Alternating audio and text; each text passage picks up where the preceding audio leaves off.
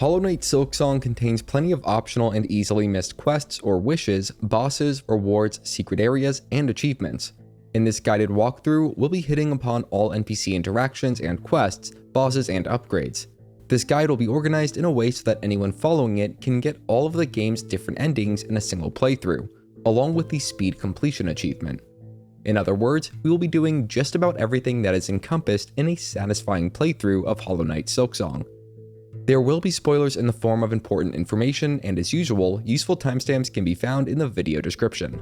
In this first video, we will be covering all of Act 1. There are some finer points about this series that I want to discuss as we go through the starting area and collect the first 2 of 7 Mossberries in the game. I'll also say for those trying to get the True Hunter achievement, just make sure to defeat just about every enemy that you see. Even if you don't care about that achievement, you should be trying to defeat at least one of every unique enemy to complete a specific quest, but more on that later. First, I'm going to be including a minimap at the top right of the screen to help with navigation, and this will even be the case for areas that we have yet to get the map for, such as when we are just starting out. I used the cursor to best show where we are and where we are trying to go, with significant objectives marked by various icons along the way. Next, I have a quick note for Steel Soul players. We'll be doing things in an order that helps maximize our chances of survival while still making good time. It should be possible to get the completion, speed completion, Steel Soul, and Steel Heart achievements all in one playthrough by following this guide. That being said, a huge piece of advice for anyone playing Steel Soul is to save and quit the game if you are ever one hit away from dying. That means once you are at 1 or possibly 2 masks of health remaining, you save and quit to safely return to your last checkpoint. If you still have any questions about what this guide does and does not cover, or really anything, reach out in the comments and I will do my best to answer it. Okay, that's about all I wanted to cover that is not specifically related to the current part of the game that we are in. You'll notice the second Mossberry requires us to Needle Pogo off one of the Mossmers to reach. Needle Pogo is fairly difficult right now as our downward attack is angled. However, we will be able to change the downward attack soon enough, basically fixing this problem. For now, we'll move into the ruined chapel, rest at a bench to save our progress, then go to the boss room to face off with the first boss of the game, the Moss Mother. It's a relatively straightforward fight, so I won't be showing the whole thing.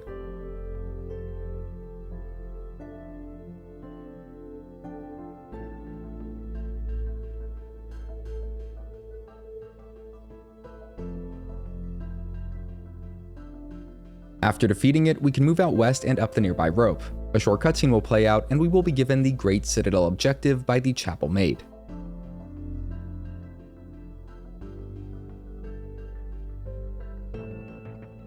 We'll want to watch out for the chasm as we make our way east to the first settlement of the game.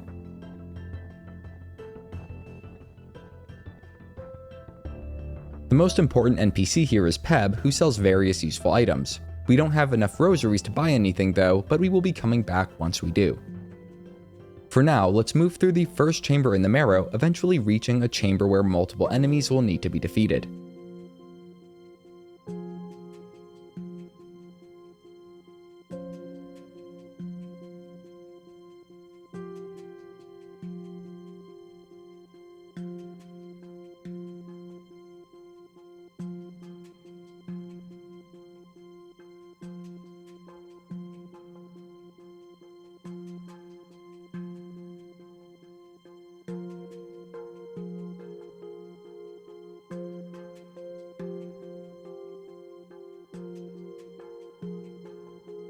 There's a lever that we can hit to open up a shortcut which leads back to Bone Bottom Village. We can then progress by moving east, hitting some rosary strings for some quick money. I would recommend saving these and skipping the nearby paid bench as it's basically useless.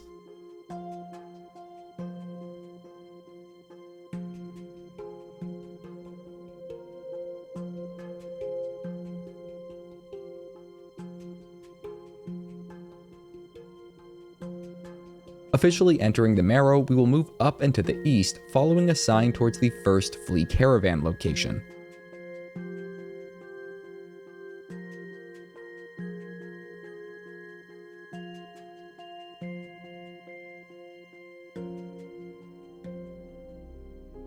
Once there, we can speak with Mushka a couple of times to start the Lost Flea's wish or quest,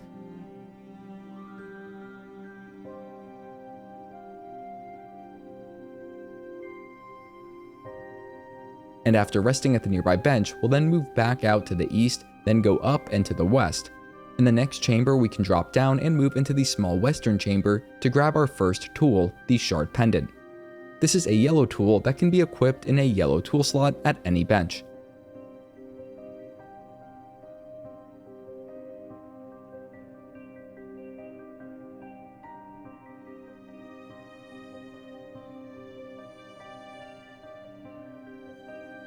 Moving back out, we'll then go through the top west passage.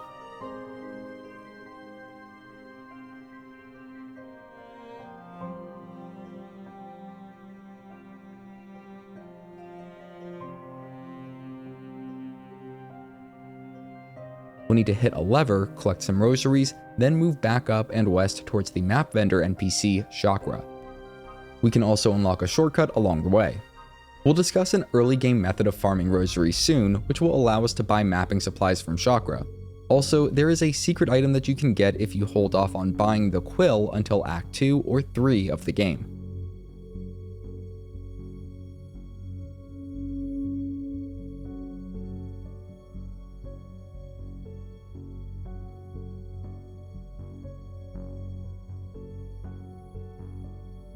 For now, we'll then go up and west into Mosshome, completing a few tasks. The first thing we'll do is hit the elevated lever to the west, then drop down through the passage that opens up below.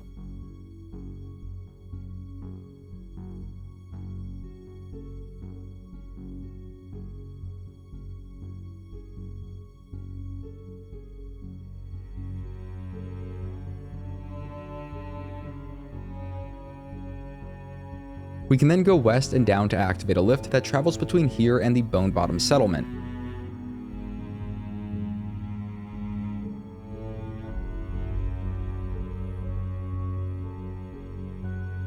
Moving east from that lift will take us to a small chamber with some rosaries and a destructible wall. Our first spool fragment is behind the wall, and for each 2 of these fragments we get, our silk capacity will increase by 1 unit.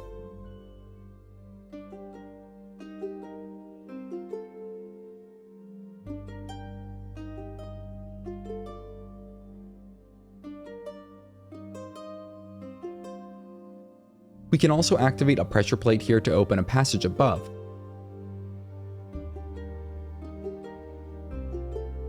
After going through there, we'll make our way to the top east passage in the next chamber.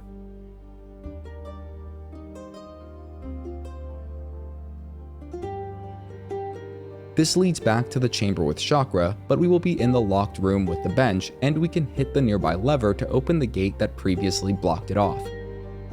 This bench serves as the resting spot for our first Rosaries Farm. We can move back west into the chamber and defeat all the pilgrims, which drop 5 rosaries each. There are 2 on top and 3 on the bottom for a total of 25 rosaries. We can then move out the bottom east passage and loop up to the bench that we just unlocked.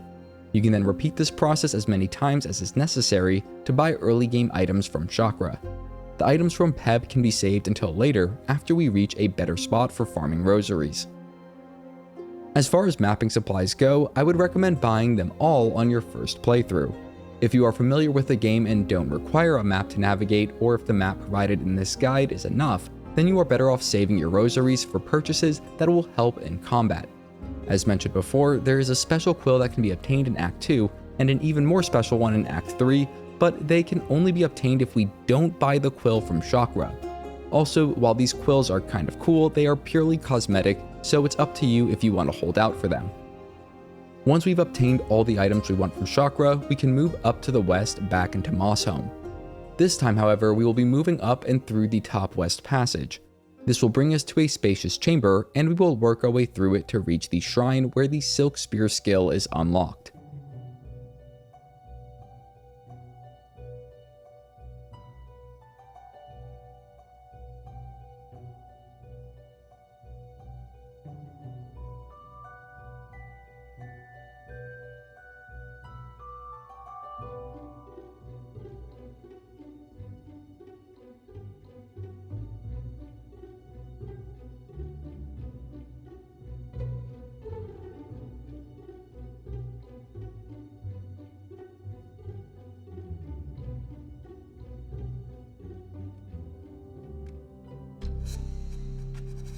In addition to dealing a lot of damage, we can use this skill to cut through thick patches of silk. The first is to the west and will let us grab a rosary string.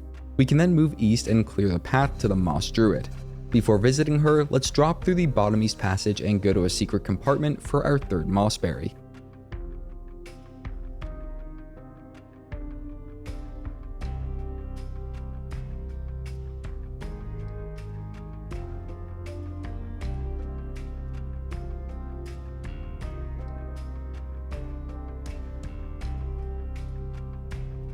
With these 3 Mossberries, we can backtrack a short distance and go speak with the Moss Druid several times, starting and immediately completing her berry picking quest. Doing so will get us the Druid's Eye, a blue tool.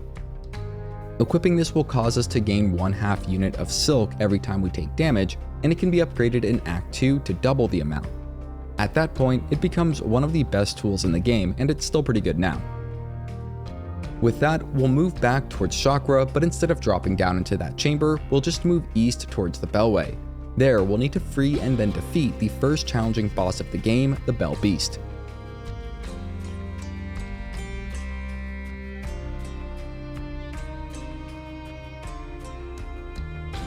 The location, width, height, and even sound of the rumbling bells telegraph which of the 3 attacks the Bell Beast will perform, those being a straight charge, a leap attack, or a bell fling, and we can get a couple attacks of our own in for each of those. Also, for Steel Soul players, we should save and quit if our health ever drops below 3 masks.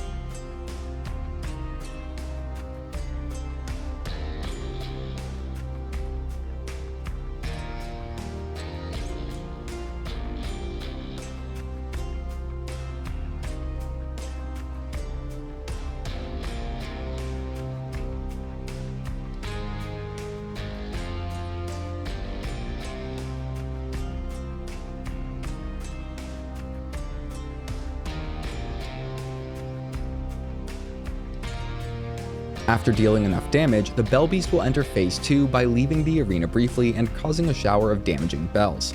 Upon its return, the beast will keep doing its same attacks, but this time they will be followed by an additional bell falling from the ceiling.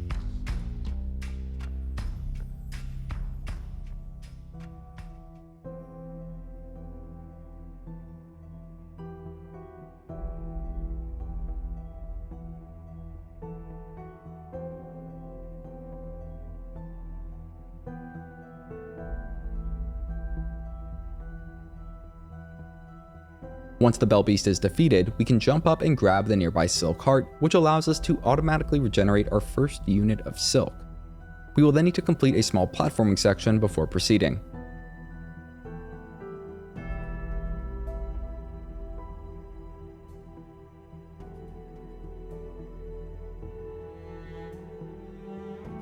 Moving to the east, the Bell Beast will return, but this time as a friendly companion.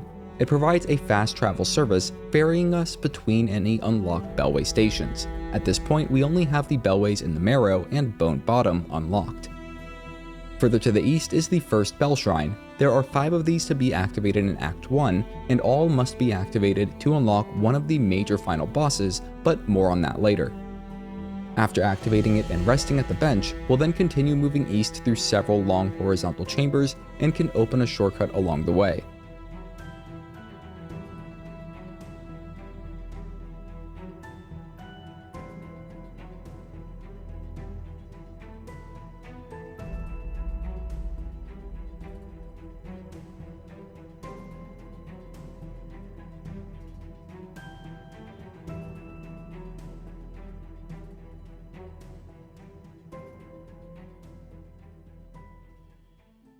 There's a Craftmetal in the second chamber, and to get it, we'll hit an explosive core near a Pilgrim Pouncer, then go to the end of the newly opened passage.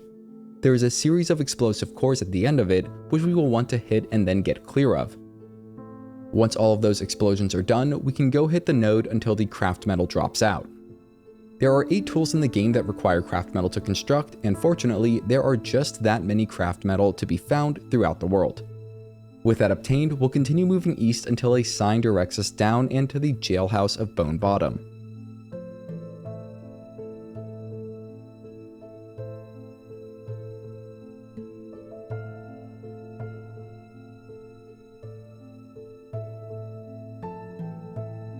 We can break through the locked doors in the jail with our attack, and our first red tool can be obtained in the top right corner. It's the straight pin, and it gives us a nice ranged attack option. It does, however, consume shell shards to use red tools, so they should be used sparingly and with purpose. We can equip it by resting at the provided bench nearby. This is where a lot of new players make the mistake of going to the chamber above the jailhouse, which leads to Hunter's March. That area is very challenging at this point in the game, so we will return to it later.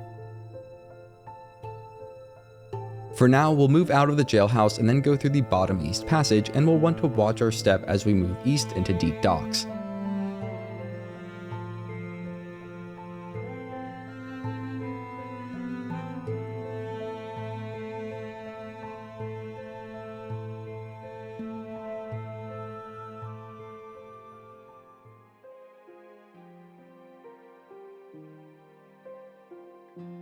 There's a paid bench as we enter, but I personally don't think it's necessary to buy it.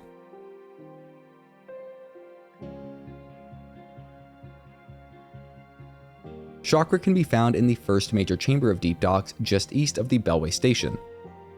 We'll be going there momentarily, but for now, let's just make our way towards the first major traversal upgrade, the Swift Step. We'll need to hit a lever while being harassed by a Flintstone flyer, then use it to reach the upper east passage.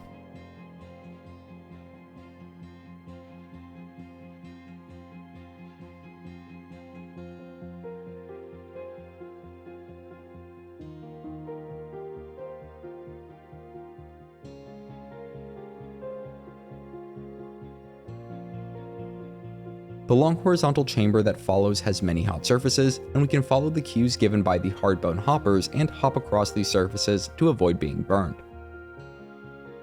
There's an explosive core in the top right corner of this chamber, which we can hit to clear the way forward.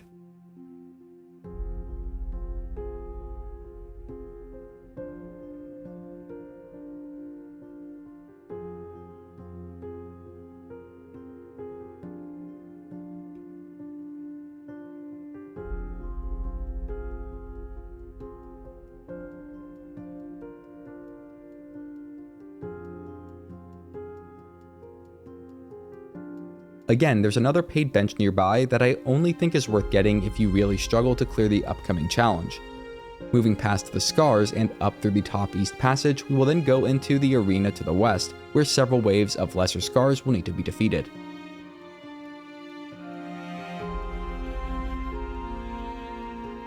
Once that's done, we can go through the lower west passage, then keep moving west until we reach the shrine for the Swift Step ability.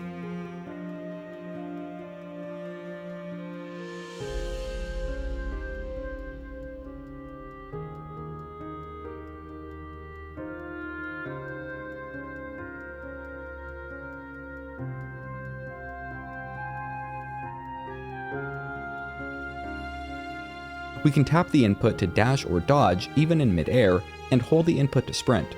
Combining the sprint with jumping and following it with an air dash will maximize the distance we can travel through the air. Swift Step will allow us to reach and rescue our first flea in the top west corner of this chamber.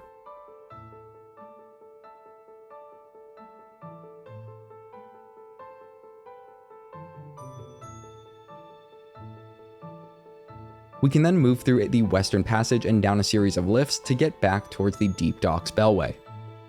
Let's go there now and pay some rosaries to unlock it.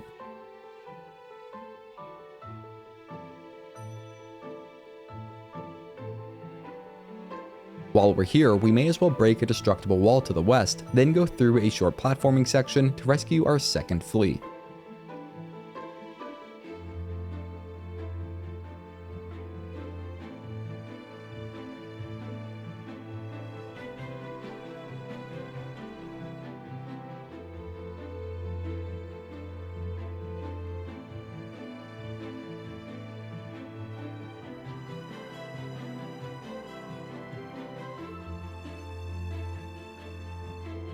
Feel free to purchase the Deep Docks map from Shakra if you have not already, then move east into the next chamber. There's a passage leading down, and we'll need to go down a lift and then into an arena to the east, where a few waves of enemies will need to be defeated.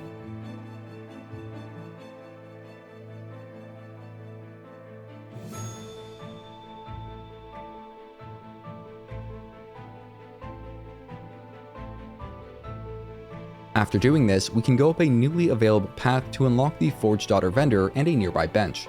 The Forge Daughter has a couple tools that require Craftmetal and Rosaries to purchase. For now, I would recommend getting the Sting Shard and Crafting Kit. The Sting Shard is a great red tool, and each crafting kit that we get will increase the damage dealt by all red tools.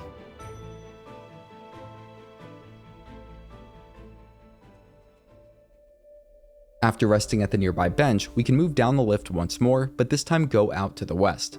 The only thing we need to worry about here right now is down and through the first open door. We can make our way through the small platforming section in this chamber to get our second Spool Fragment, which will increase our seal capacity by 1 unit. Saving and quitting to the menu, then starting the save back up will instantly return us to our last checkpoint. It's a useful technique that I will be referring to as bench warping from now on. Going through the upper passage out of this area, we can use Swift Step to reach a lever, and hitting it will open the boss chamber to the east where our next major boss is found.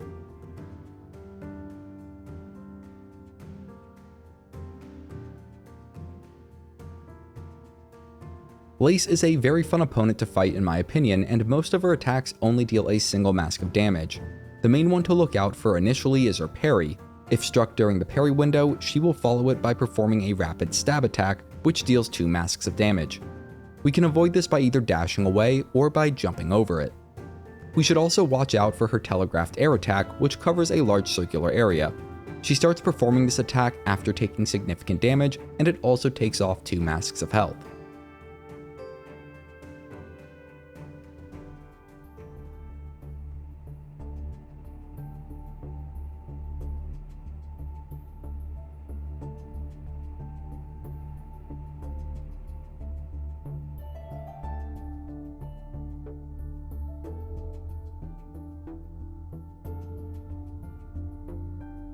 Once Lace is defeated, we can journey east and activate our second Bellshrine.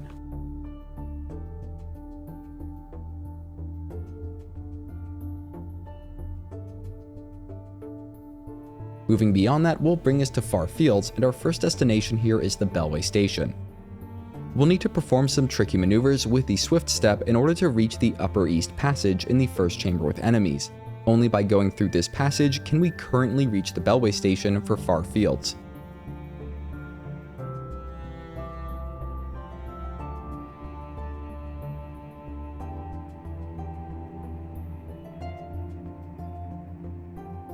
If you're limited on rosaries and have to pick between the bench and Bellway station, go with the bench first.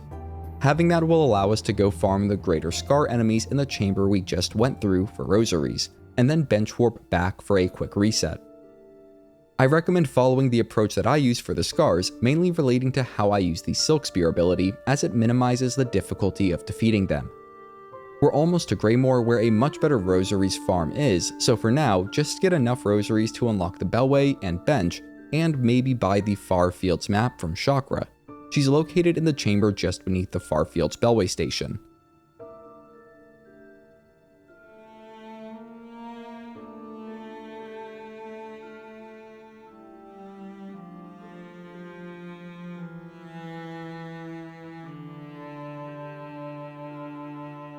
Before going to get our next traversal upgrade, let's make a quick detour. At the bottom of the tall vertical chamber is a metal pipe that we can travel west through.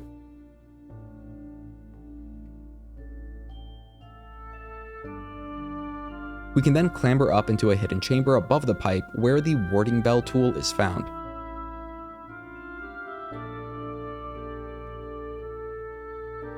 There's also a Craftmetal nearby. We'll need to break through a destructible wall to the west, then move further west through the chamber that follows. The Flint Flame flyers in here are particularly nasty, and I recommend doing your best to hit the projectiles that they throw back at them. They also explode after being defeated, so watch out for that. After defeating the first flyer, we can destroy the wooden beams in the bottom west corner of the chamber. This will give us access to the chest containing the Craftmetal. However, we will want to wait to open it, as 2 more enemies, including another Flint Flame flyer, will ambush us when we approach the chest. Make sure to defeat them first, then open the chest and grab the Craftmetal. Now let's go for our next traversal upgrade, the Drifter's Cloak.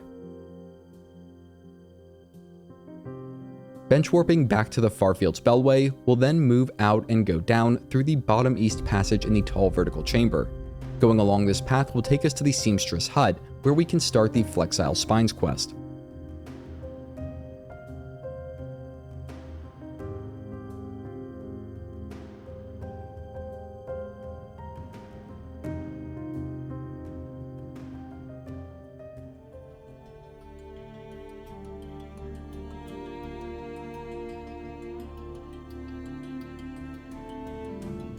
To complete the Flexile Spines quest, we will need to exit the hut and move through the bottom east passage. This area has several hokers, and they shoot spines when struck. We can then quickly hit whichever spines are within striking distance and pick up the resulting spine cores. We need a total of 25, which is usually more than can be obtained before defeating the 3 most easily accessible hokers. We can just bench warp to reset them and then return for more spines. 2 trips is usually enough to get all 25, and there are also some easily obtained rosaries in this area.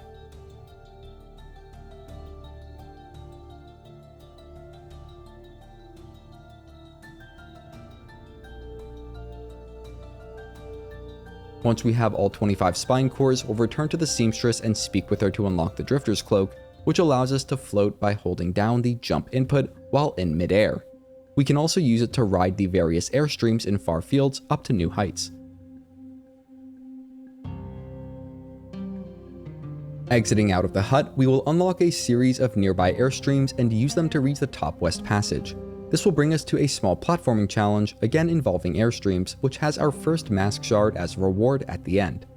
We need 4 mask shards to get a single extra mask of health, and we will be getting our first 4 as soon as possible.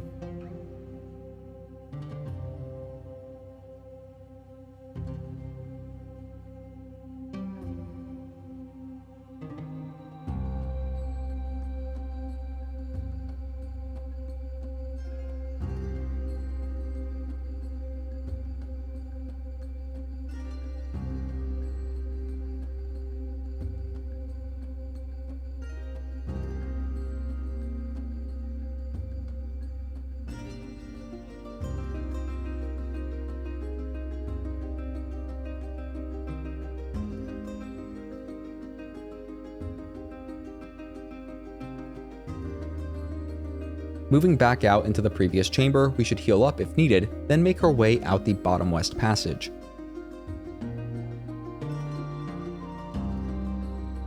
On our way to the Bellway station, we'll be blocked by the 4th chorus boss. This boss is pretty fun, and proper use of the Drifter's Cloak will help with much of the challenge.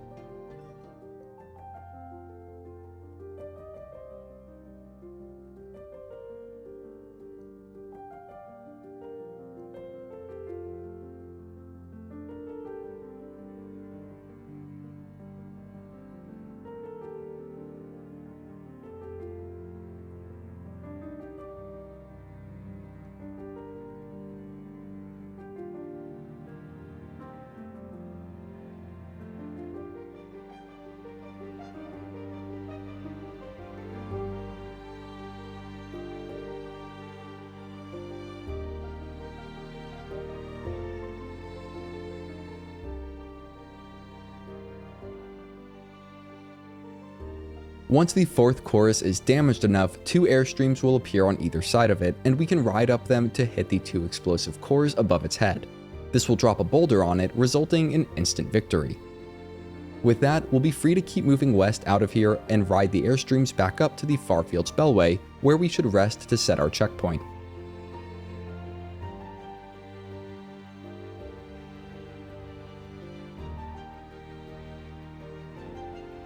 We'll then need to open and subsequently ride up a series of airstreams to reach Pilgrim's Rest.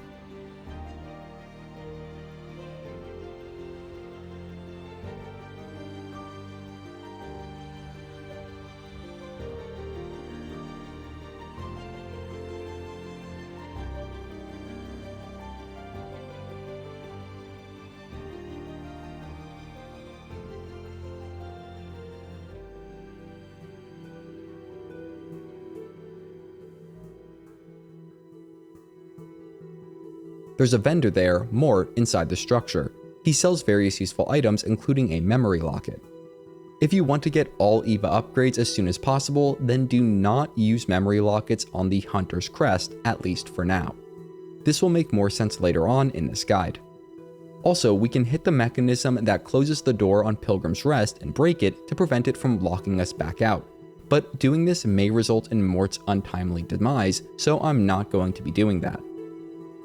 I'm going to hold off on any purchases at this time, as we are almost at the great Act 1 farming spot that will make those purchases a much easier prospect to get. For now, we'll move to the Upper West Passage out of Pilgrim's Rest. We can then hit a lever to open up a major block in the tall vertical chamber. Since we're here, let's go get our third flea. Dropping down into the previous chamber, we'll move through the immediate passage to the west. A short distance down and west is another passage to go through, and the flea can be found down an eastern side path in the next chamber. Just watch out for the floor trap so that you don't get trapped yourself.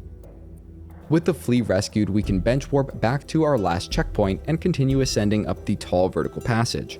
A final huge airstream will bring us all the way up to Greymoor.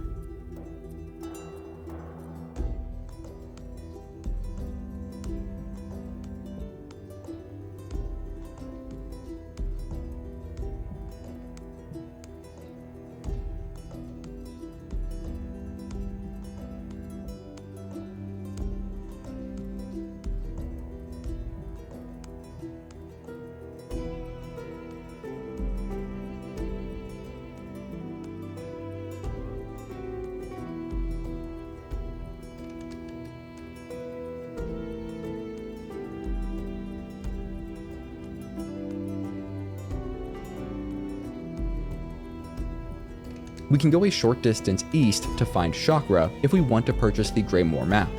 Our first major destination, however, is the halfway home, located a fair distance to the west.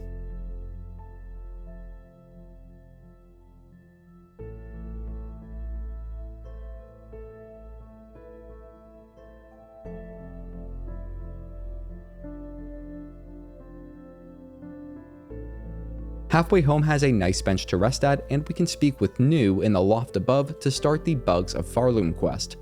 This will also unlock the Hunter's Journal. Completing all journal entries is actually not required to get 100% completion in the game, just to complete the True Hunter achievement. Because of that, we can really focus on completing the Hunter's Journal in Act 3 after we've unlocked the Speed Completion achievement. For now, I would just recommend defeating at least one of each unique bug that you come across, which will allow us to complete the Bugs of Farloom quest as soon as possible, and that is required for 100% completion. This is also where the best Act 1 Rosaries Farm is, just out to the east of the halfway home, but more on that in a bit. For now, let's move out to the west and keep going that way through an area where a few new enemy types will need to be defeated. Once that's done, we can keep moving west to find the Greymoor Bellway, and there is a destructible wall in this station that leads to a hidden passage. Just above the first Might Mother is our second memory locket, if we count the one sold by Mort as the first.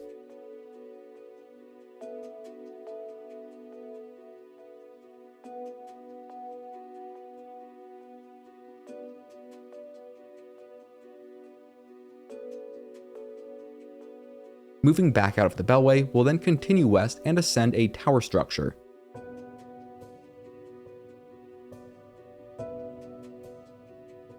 Getting as high up as we can for now, we'll go through the western passage.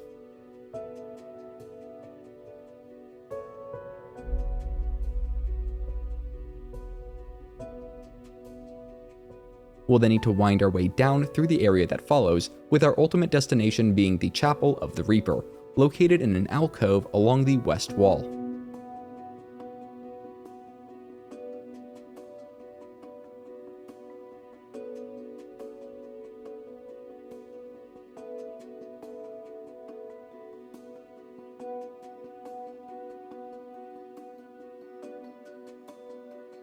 After making our way through the chapel and clearing a few waves of enemies, we can move to the top of it and bind our first new crest, that of the Reaper.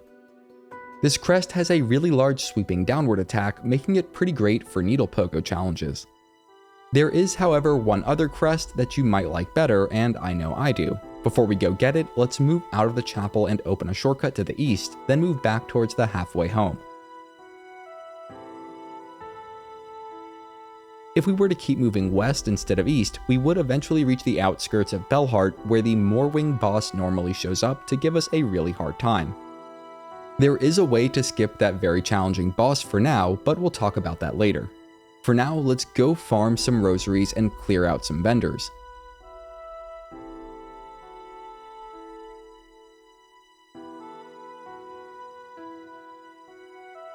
The Rosary Farm is to the east of the halfway home.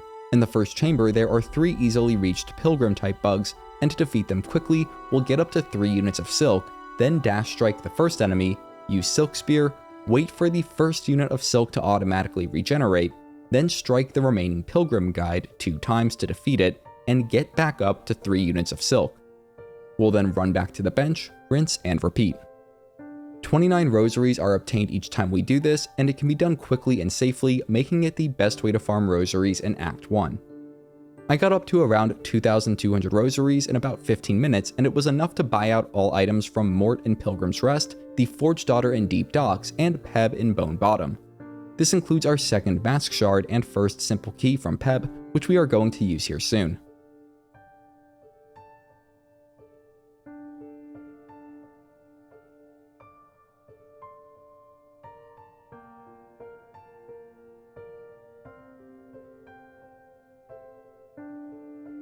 Real quick, there is an Acnid above Bone Bottom that carries one of the 4 remaining Mossberries, and the Reaper's Crest makes Needle Pogo a very viable way to quickly defeat it.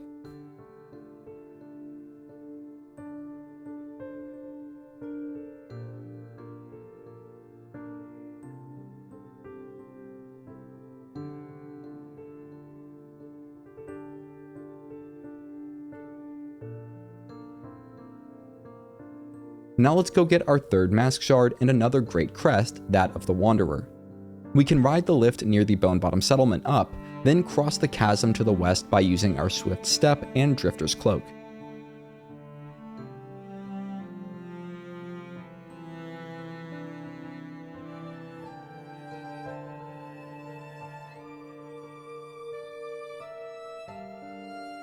A Craggler guards the long chamber that follows, and it's a huge pain to deal with at this point. For now, I recommend just dashing through the entire chamber and exiting out the west passage. We can then drop down to the pool of water below and break through a wall to get our third Mask Shard. After that, we'll move back up to the locked door and use our Simple Key to open it. We'll be returning to this part of the Wormways after we get our next traversal upgrade, but for now, we are just passing through. We'll drop down the first passage we see, then move down into the east, through a destructible wall and into the Bone Grave area.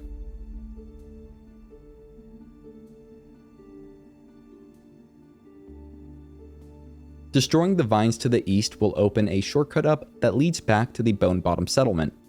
We can then move west towards the Chapel of the Wanderer. There's another Acnid with the 5th Mossberry in the game floating over the chapel, which we can go ahead and defeat to get that berry.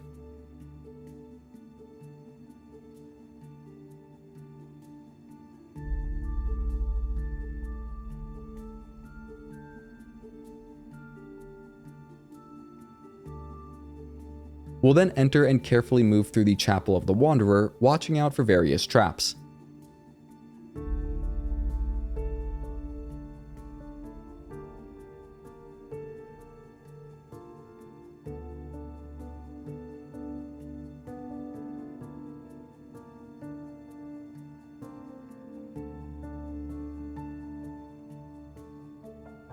After defeating a few waves of pilgrims, we can descend to the basement to bind the Crest of the Wanderer. This is one of my favorite crests as it allows for very high damage output and has a super responsive downward attack that is also directed straight down. We can start using memory lockets on the Wanderer or Reaper Crest, prioritizing the one that we personally like to use best. We'll soon have enough memory lockets to upgrade both though, so we don't have to worry too much about it. We'll have to manually run back to the Bone Bottom settlement to move our respawn point there.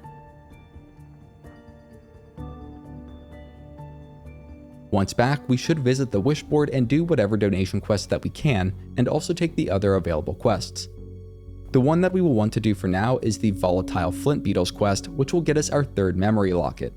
We'll also rescue 2 more fleas during this quest to complete that objective. Our first flint beetle is found in the first major chamber to the east of the Bone Bottom settlement, near the Upper East Passage.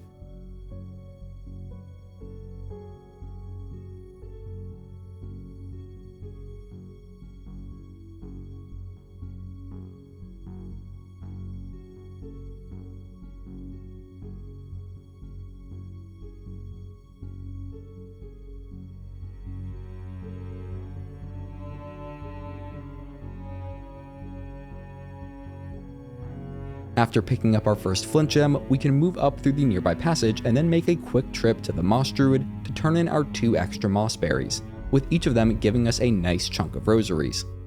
The sooner we do this, the fresher the berries will be and the more rosaries that we will get.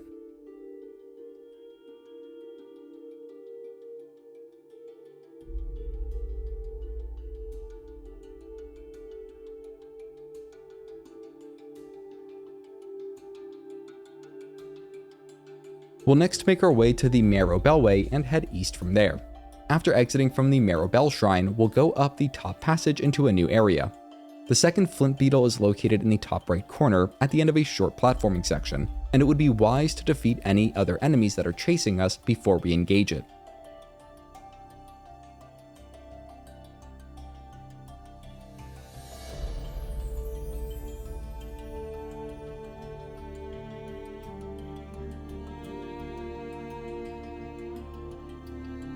Our 4th flea is also here, trapped in some vines down to the east of where the flint beetle was. There is another memory locket in this area, but we will have to return here later to get it once we have our next traversal upgrade. For now, we'll drop back down to the previous chamber and then keep moving east towards the jailhouse. In the chamber before the one with the jailhouse sign, we can pogo off some red flower buds to reach an elevated section with the final flint beetle.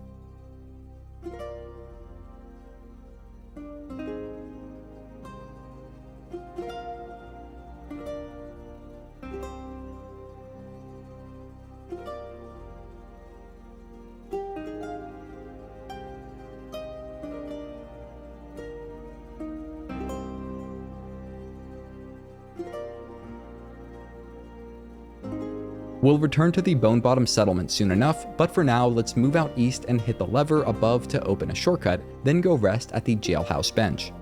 With either the Reaper or Wanderer crest along with our traversals, we should now be able to handle the Hunter's March area. We'll start by moving through the passage just above the jailhouse, where a Scarguard mini-boss must be defeated to access the region. I'll also say that the Swift Step and Wanderer crest pretty much trivialized this encounter for me.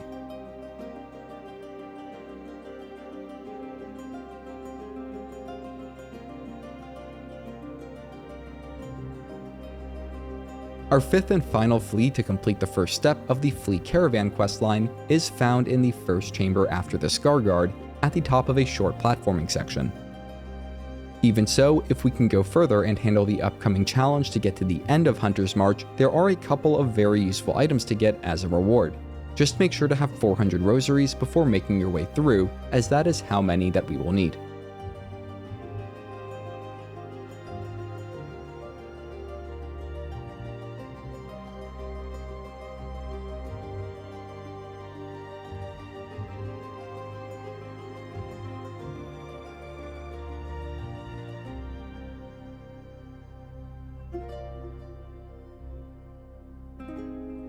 The challenge I'm referring to is the arena where several Greater Scar enemies will need to be defeated. The last wave has a Stalker and Spear Scar, and this was probably the closest I came to wiping on my Steel Soul run.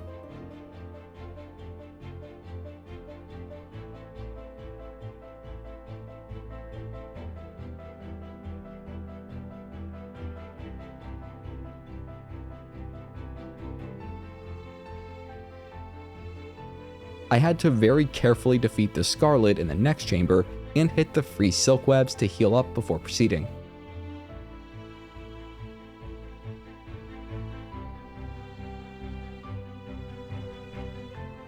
There's a bench coming up if you absolutely need one. Just make sure to go hit the lever in the hidden room nearby first, which makes the bench safe to sit at. Personally, I avoided sitting at this bench so that I could bench warp back out after finishing up here. To that end, let's ride up the airstream to the chamber above the bench, and there is a hidden passage on the west side that leads to a short platforming section. At the end of it is the modeled Scar vendor, which sells the Curvesickle and Fractured Mask. Both tools are great, with the Fractured Mask being particularly great for Steel Soul runs. As long as you have that mask available, you don't have to worry about any single attack ending your run. Once the mask is destroyed though, it's time to save and quit. With all of that, we move back out to the vertical chamber and go through the bottom east passage. Shakra should be here with the Hunter's March map available for purchase. The Chapel of the Beast is to the east, and there is no good reason to punish ourselves right now by trying to go through it. So instead, we'll just grab the memory locket from beneath the chapel, then move back out to the west. There is a shortcut through the bottom west passage of the vertical chamber which we should open, but the biggest shortcut is just bench warping out of here and then moving back to the Marrow Bellway. We can then fast travel back to the Bone Bottom settlement and turn in our quests at the Wishboard. Completion of Volatile Flintbeetles will get us another memory locket, and at this point we should have 4. That's one more than we need to fully upgrade whichever of the 2 non-hunter crests we prefer using. If you want to face off with Moorwing now and have an extra challenging fight, then go down and west of where the Reaper crest was unlocked in Greymoor, and make sure to do it before completing the Lost Fleece quest. For everyone else, we can skip the Moorwing fight for now by speaking with Mushka and the Marrow to complete the Lost Fleece quest, and then travel with the Flea Caravan to their new location in Greymoor. Don't worry too much about missing out on the Moorwing fight, as it will be available later on. Also, we should speak with Grishkin to unlock the Flea Brew tool before moving west into Bellheart. We'll find that Bellheart is haunted upon our first arrival, though we can still go unlock the Bellway station. Also, if we rest at the Bellheart bench and exit out of the game, we will sometimes be treated to a unique interaction upon loading back in. In any case, we will need to lift the Curse of Bellheart before it becomes active. To that end, let's make our way through Shellwood for our next traversal upgrade, the Cling Grip. While we are zigzagging up through the first Shellwood chamber, we can break through a Wood Wasp hive to find a secret chamber with the Longpin tool.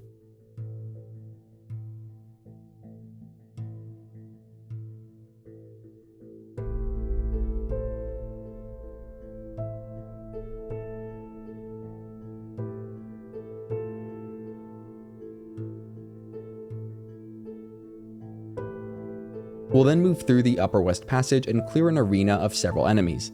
The Splinter Horns are particularly dangerous and should be taken seriously.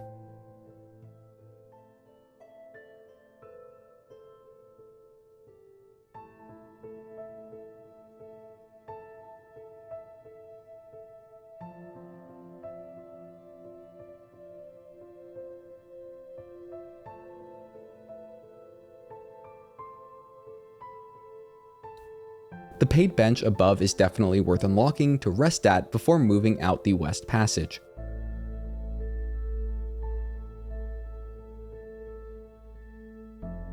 After descending on the lift, we can activate a pressure plate to the east and then move west into the next chamber, where Shakra will sell maps for both Bellheart and Shellwood.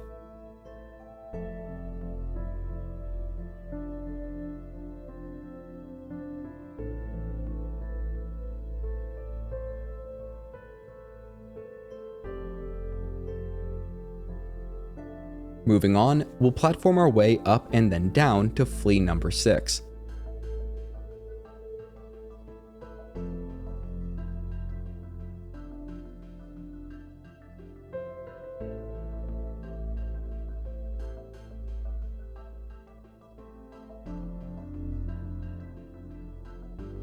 We can then go through the Middle East Passage and along a short platforming challenge to reach Mask Shard number 4, which will give us the only extra mask of health that we can get in Act 1.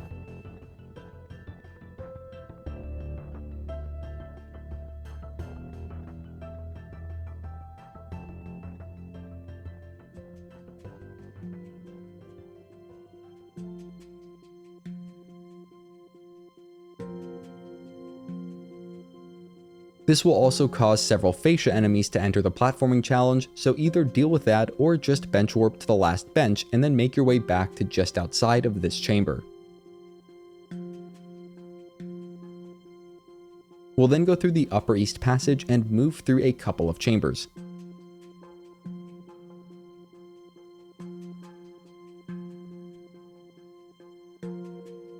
Along the way, we can pogo up to the first of 6 Pollip hearts, and this is a quest item for an upcoming quest, but we might as well start getting them now.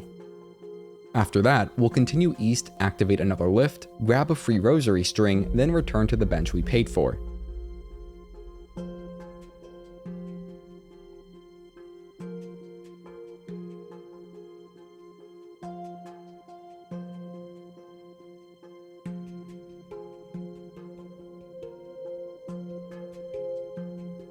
We'll then use the lift we just activated to move back up to and through the top east passage.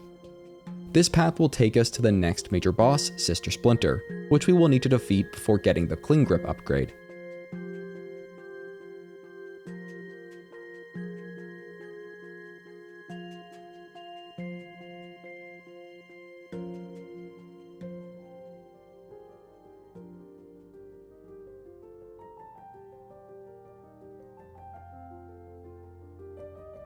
I found the Wanderer Crest to absolutely wreck Sister Splinter and the splinter walls she spawns in. The Silkspear and Stink Shards are also both great options for dealing with the Splinter Bark ads. If we can manage to keep the ads cleaned up, Sister Splinter herself is not too threatening.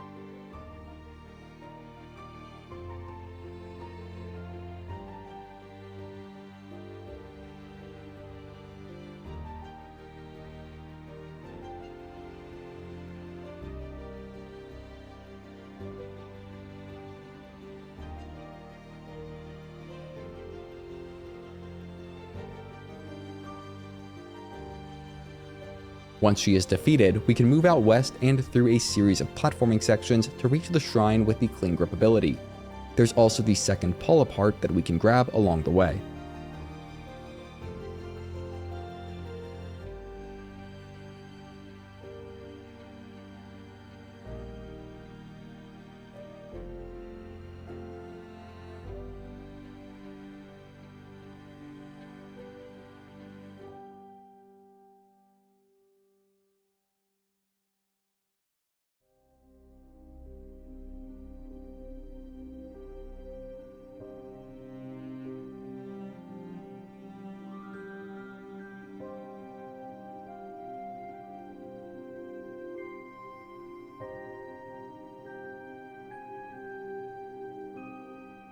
Cling Grip allows us to climb up walls, which will give us the ability to explore many new regions of Lower Farloom and get some great upgrades before facing the next main boss, Widow.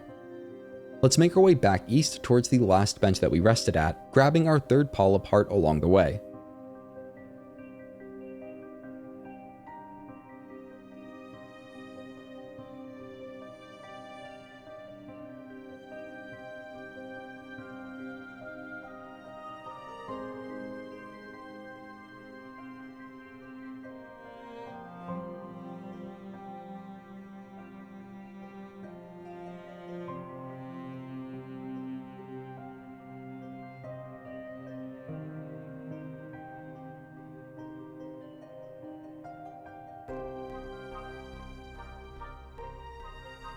Thanks to Cling Grip, we can now access a new area above Bellheart. Within this area is the 7th Flea.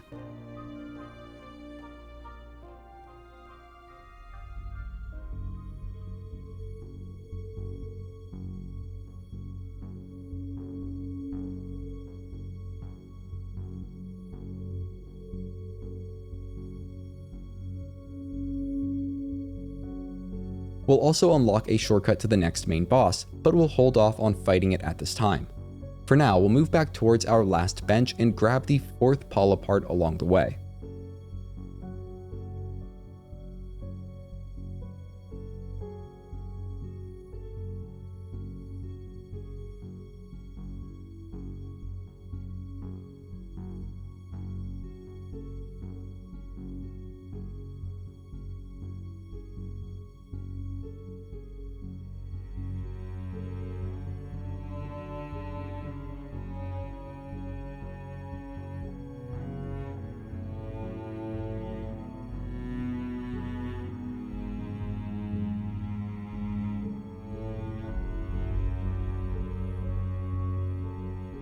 There are just 2 more Pollip hearts to get. The first one is in the chamber down to the east from the paid bench, and the second is in the chamber down to the west of it.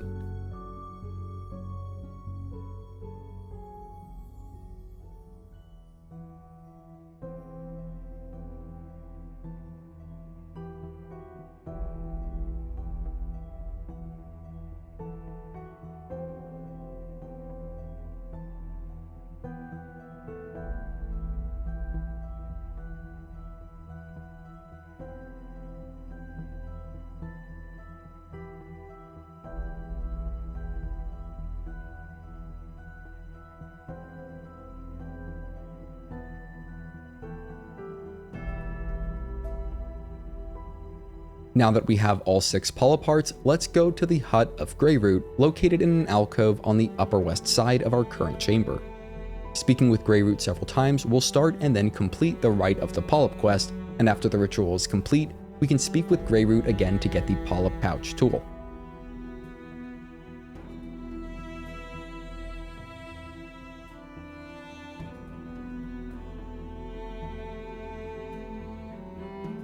We'll then move down and west through a few long chambers of Shellwood, eventually climbing our way up to the Shellwood Bellshrine, which is our 3rd Bellshrine to activate in Lower Farloom. This will also open a gate up that leads to the nearby Shellwood Bellway.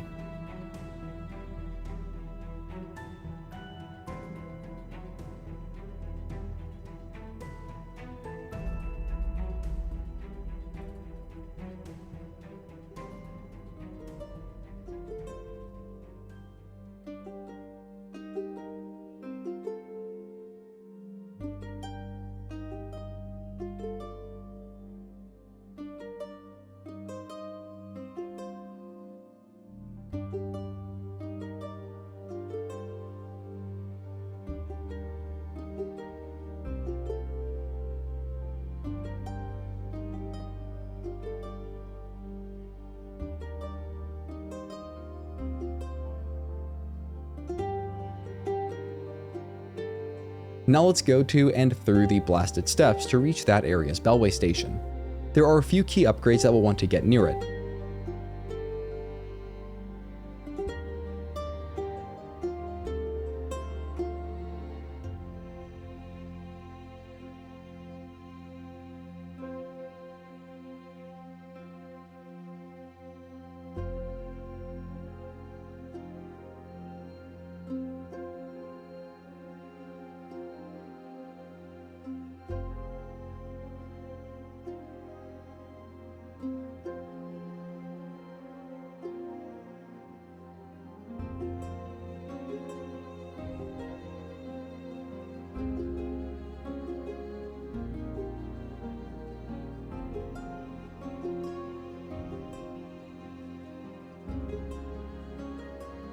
Early on, while moving through blasted steps, we can get our 5th memory locket, just after passing by a judge and pilgrim duo.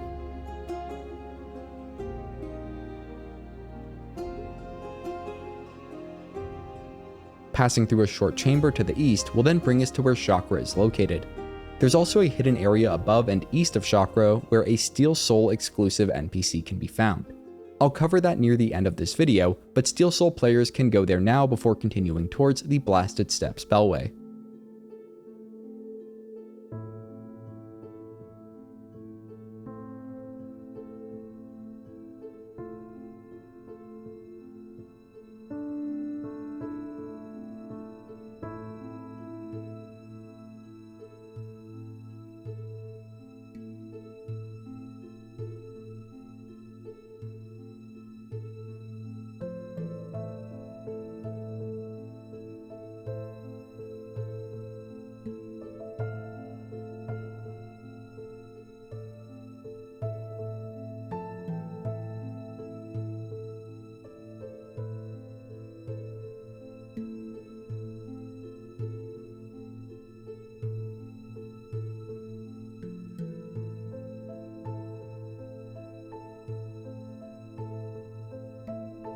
Once we unlock the Bellway station and nearby bench, we can rest at it, then move out the passage to the west.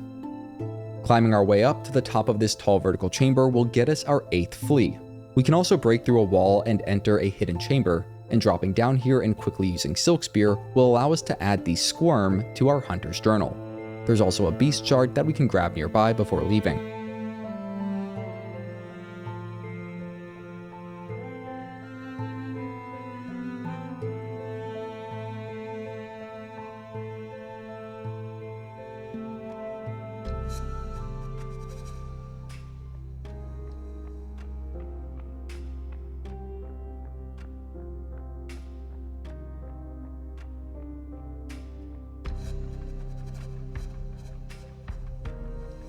Moving back out of the hidden chamber, we'll then drop down and go through the lower west passage. At the end of it is Lumble the Lucky. We can play a game with him that has a 50-50 chance of winning or losing 4 rosaries. However, if we hold the input to play, the dice will flash after about 5 or 6 seconds. When thrown at this precise moment, they will flash again and Hornet will make a sound in acknowledgement of our success. Doing this will guarantee that we win. As long as we can do that a few times, chance should ensure that we win more than we lose, eventually winning all of Lumble's rosaries off of him. I think he has 20 of them in total. Once we do that, Lumble will give us the Magnetite Dice tool as a reward. This yellow tool has a chance to protect us from any instance of damage, and it's really good. It also increases the chance of scoring a critical hit with the Wanderer Crest, which deals triple damage. Basically, you should equip it and never take it off. We can also go get the Needle Strike ability by exiting the Blasted Steps Bellway to the east and dropping down a short distance, then following the flag with the Pinstress icon to the west. We'll have to defeat the Great Conchflies boss to reach the Pinstress though, so if they are proving to be too much of a challenge, we can always come back here at any time to get this upgrade.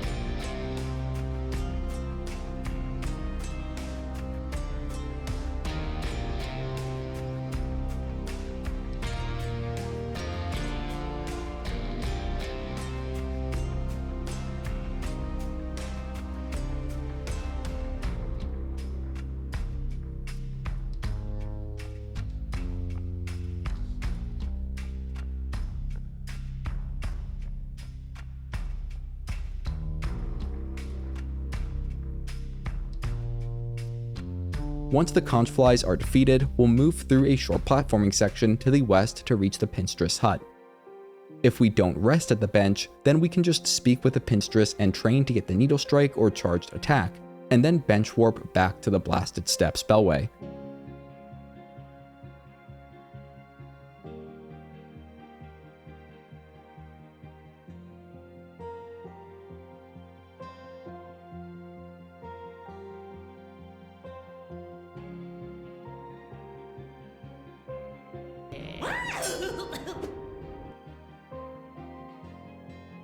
Next, let's fast travel back to the Shellwood Bellway and start moving west once again. This time, however, we'll drop down through the large cavern while sticking along the west wall. This will bring us to the upper portion of the Wormways.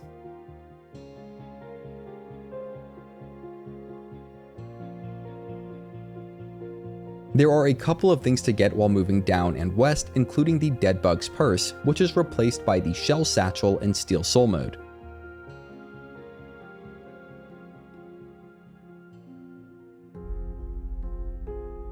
Shakra is also found along this path and will sell us the Wormways map.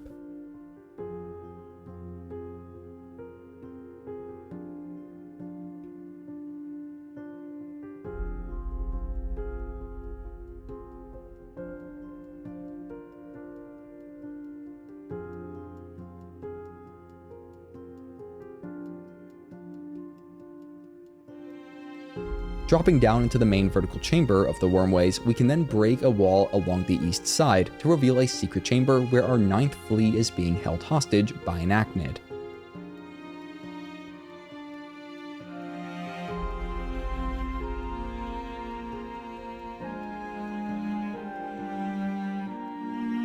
After freeing it, we'll move back out and down, unlocking a shortcut to where we opened that door with a simple key. With Cling Grip, we can now get the remaining items and upgrades within this part of the Wormways, at least for Act 1. To do that, let's start by moving through the Upper West Passage and climb from there to the uppermost room, where an NPC named Xylitol will give us the Alchemist's Assistant quest.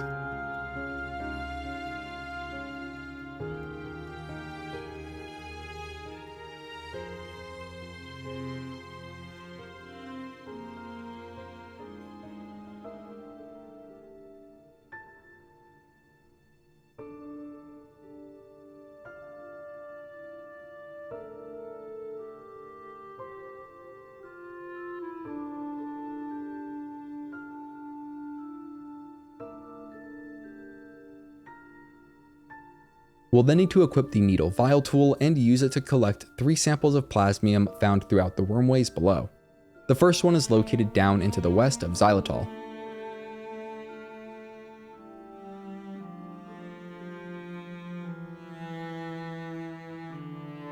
For the remaining 2, we'll need to move further down along the same path that we took a while back to reach the Bone Grave.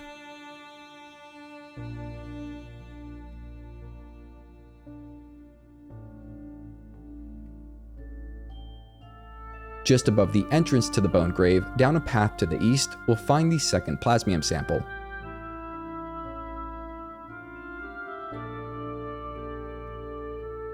We can then move back west and up, using Cling Grip to reach a new area. There, we'll go as far west as possible and through a destructible wall to reach the last Plasmium sample, but we aren't leaving just yet.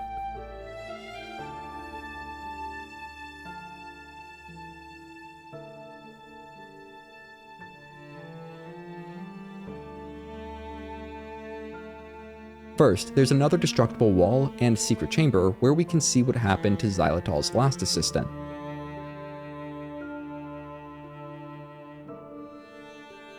Furthermore, we can make our way to the bottom east corner of this region to get Memory Locket number 6, before bench warping back to Xylitol.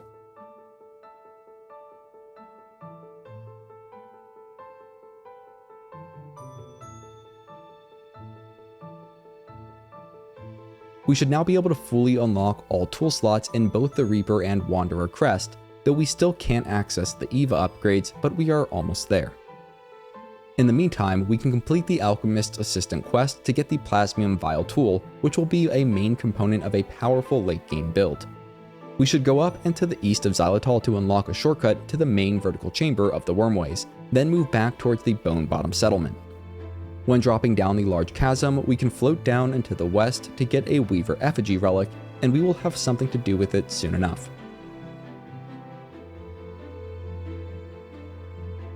The next 3 things we are going to do will complete the Terrible Tyrant quest from the Bone Bottom Wishboard, get us a 5th Mask Shard, and a 7th Memory Locket. I did all of these before fighting the next main boss, Widow, but I think they could just as easily be done after defeating that boss. In any case, to get the 7th Memory Locket, we'll move up into the east of the Marrow Bellway, up into the chamber where the 3rd Flintbeetle was located. This time though, we will just go into the eastern chamber and climb up the wall to a small room. After defeating a few enemies there, we can grab the Memory Locket and head back out.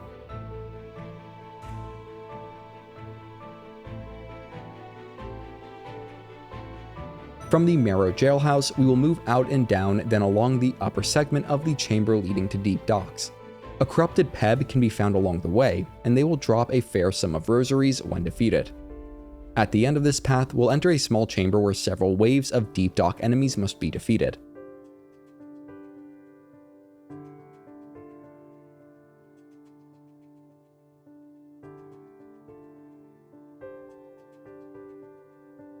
Afterwards, we can grab our 5th Mask Shard before moving back west and across the pool of lava.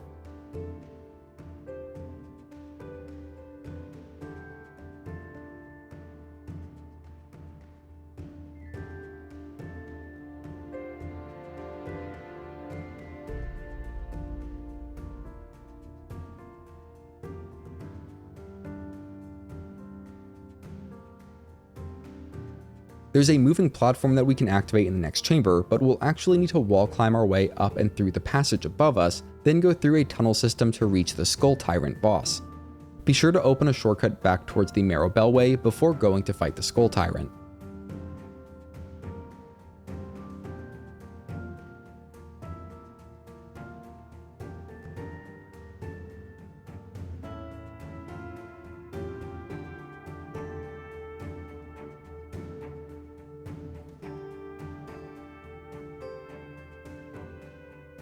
This boss is tough and hits hard, but it's mechanically simple and fairly easy, in my opinion.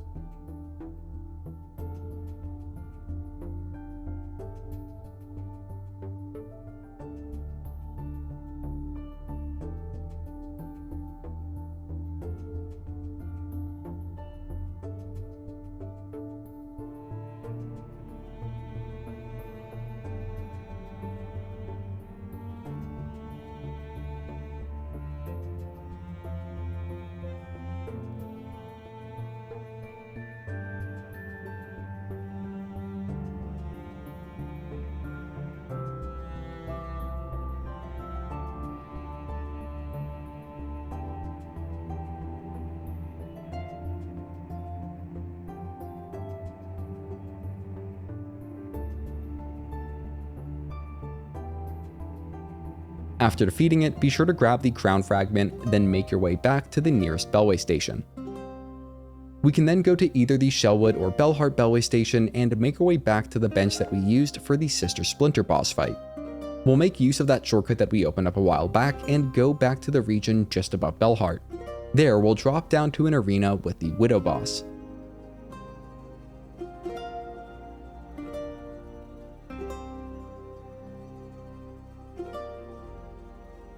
Again, I think the Wanderer Crest is the way to go here. It hits so fast that building up Silk for heals is super easy, and most of the Widow's attacks only deal 1 mask of damage. She does have a couple that deal 2 masks of damage though, so watch out for them. This is one of my favorite boss fights overall, especially with how the music amps up for Phase 2. The second phase can seem a bit more hectic at first glance, but Widow's attack patterns actually become a lot more predictable during it. It's basically just a few rounds of bell throws, followed by a flurry attack, rinse and repeat.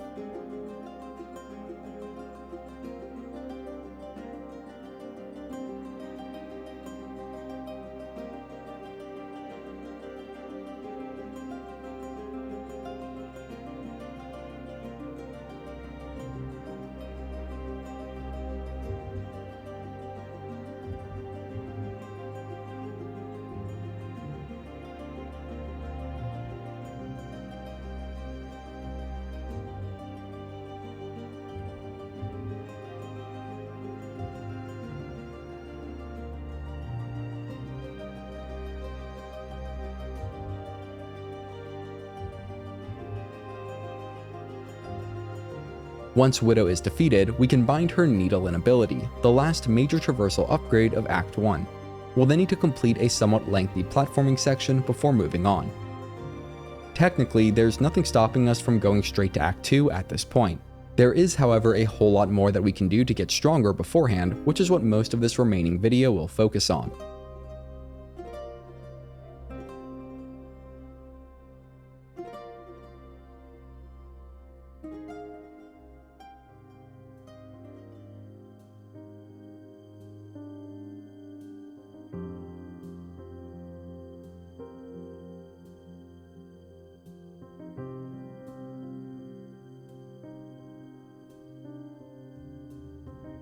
After completing the platforming section, we'll need to activate the Bellshrine here, which is the 4th one in Lower Farloom.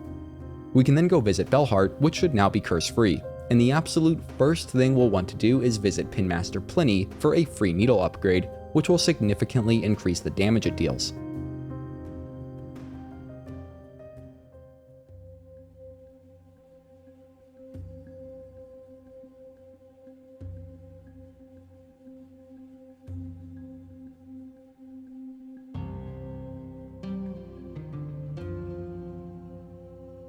Next, we should stop by the Bellheart Wishboard and accept all quests. Also, if you have anything to purchase from Shakra, she can be found along the upper east wall, overlooking the town. If she's not there, then hitting the nearby throwing ring will call her over.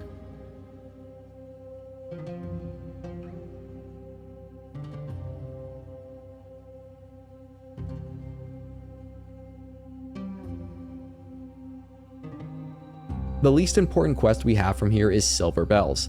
I don't think it even needs to be completed, but if you want to complete it, just go through the secret passage to the east of the Bellheart Bellway station and explore the passages below. Silver Bells will randomly spawn while roaming around and can be heard from a short distance away by a sound that's similar to what is given off when near a Bellway station, but slightly higher pitch. Once 8 Silver Bells have been collected, return them to the Wishboard to complete the quest.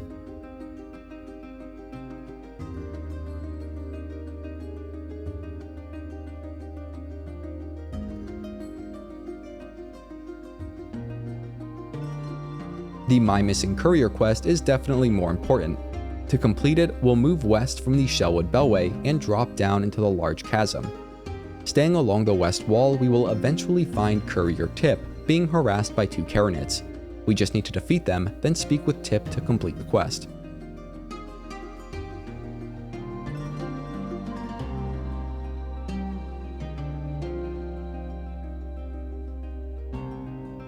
If we want, we can go grab another relic over to the east. It's a Coral Commandment, and we will be getting a couple more items and relics before we bring all of them to the Collector in Bellheart for a big payout. For now, let's drop back down all the way to the Bone Bottom Settlement and turn in that Crown Fragment for the Terrible Tyrant quest. A special event triggers here just a bit further along in the guide, and I think it might have had something to do with completing that quest along with the Life-Saving Bridge donation quest. Either way, I recommend completing both of those if you have not already done so. The time has finally come for us to get some EVA upgrades.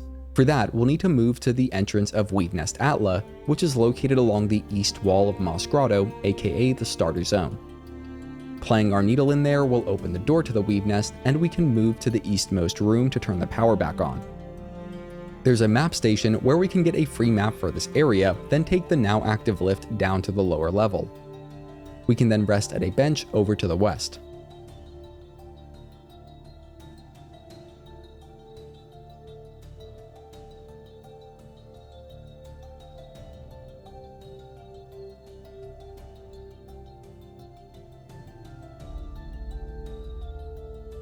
Make sure to fully unlock all tool slots in both the Reaper and Wanderer crest. This will allow us to get all possible Act 1 EVA upgrades. EVA is found to the east of the main lift beyond several destructible walls. The only upgrades we can get from her in Act 1 are the first Hunter Crest evolution and the first Vesta Crest slot, which grants us an extra yellow tool slot for all crests. I have a whole video explaining how the EVA upgrade system works and the requirements for it, which I will link below if anyone wants to know more about it. For now though, just trust me that there is nothing we can do in Act 1 to get more EVA upgrades. If you want to be able to get the next EVA upgrade as soon as possible in Act 2, and trust me, you really do, then save all memory lockets for now and do not use any on the Hunter Crest. There are a few more things that we'll want to do in Atla before leaving.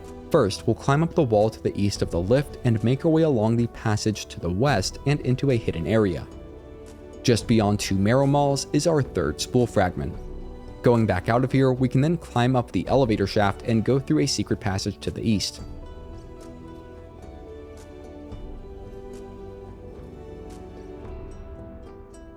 The first room this takes us to will have a Rune Harp relic, and we can then break through another wall to reach a difficult platforming section that involves lava falls, with Mask Shard number 6 as the reward for completing it.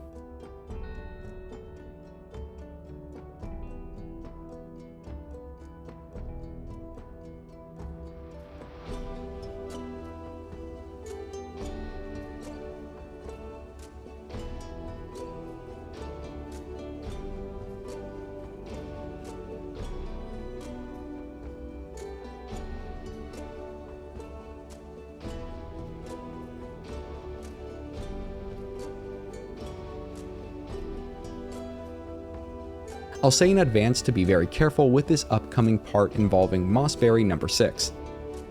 It is found to the west of the Atla bench along the roof of a hidden chamber.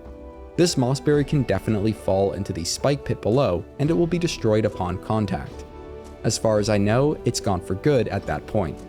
However, if that happens and you close the game without saving and quitting properly, you should revert back to the previous save sitting at the bench before the berry was destroyed. So make sure to get that berry, which we can turn into the Moss Druid at our earliest convenience, then continue moving west to a boss chamber where 2 Moss Mothers must be defeated. They act similarly to the first boss of the game, but I think they are a bit tougher, and there are also 2 of them, which does increase the challenge substantially. Also, a quick note on the Mossberries, we need 1 more to upgrade our Druid Zi tool, and that last Mossberry is not obtainable until well into Act 2. That aside, after defeating the Moss Mothers, we will be given the Weave Light tool as our reward, and that finishes up what we can currently accomplish down here.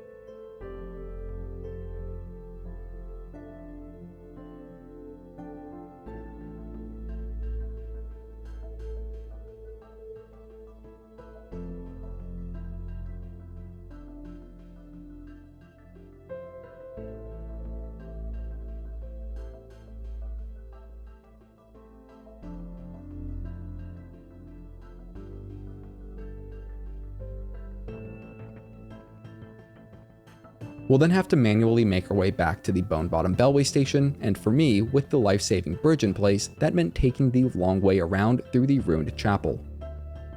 Also, this is when that special event triggered, in which a Skull Tyrant rampaged through the village and took out one of the innocent pilgrims nearby.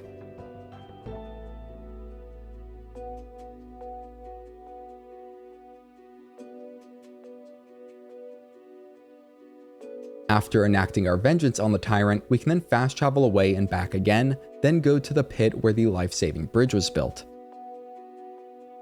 The pilgrims of Bone Bottom will be conducting a ceremony for their fallen brother, which turns out to be both touching and pretty funny at the same time.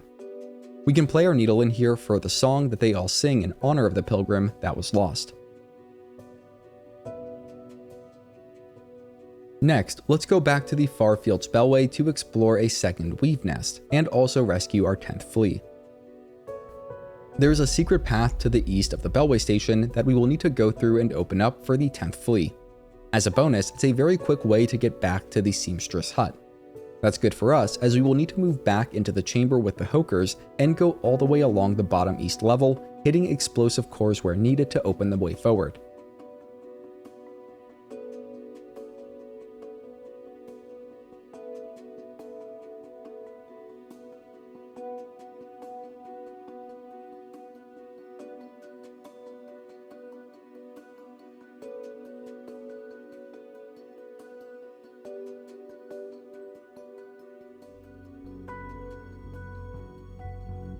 At the very end of it is Weave Nest Syndril, and we can play our needle in to gain access.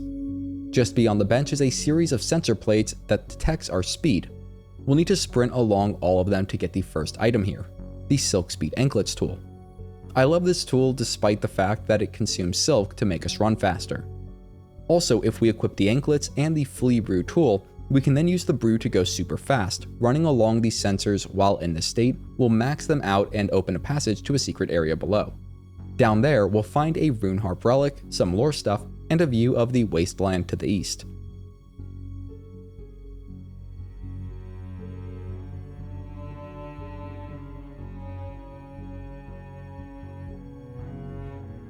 With all that handled, we can make our way back to the Farfield's Bellway, and from there, we'll go along the hidden passage to the east once more.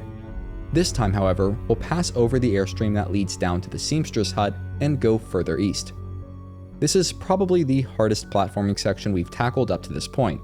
We don't have to do it now, but this is a convenient time to get it done and save the 10th flea at the end of it.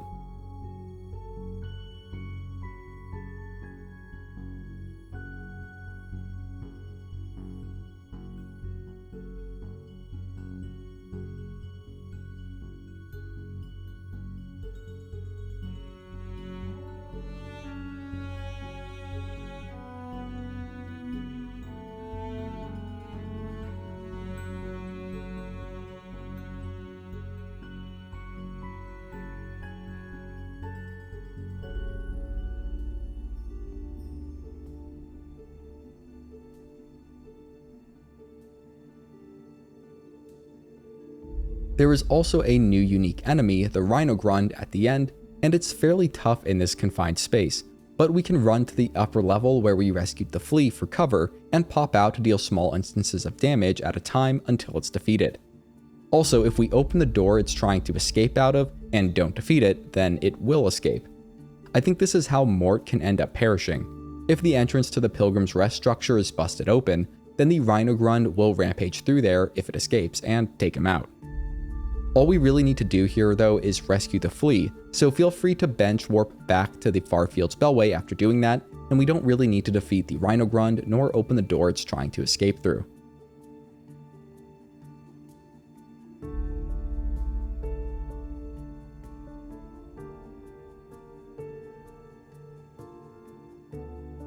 We're now ready to return to Bellheart for a bunch of rewards. First, we can enter the first elevated Bellhome to find Relic Seeker Scrounge. They'll give us a huge payout in exchange for all the relics that we've collected at this point.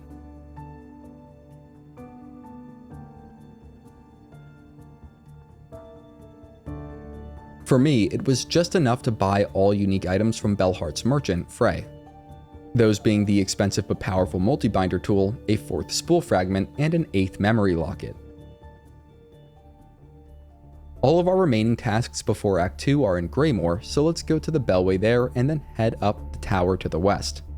With Clean Grip, we can now make our way to the very top level, then move to the east until reaching a lift.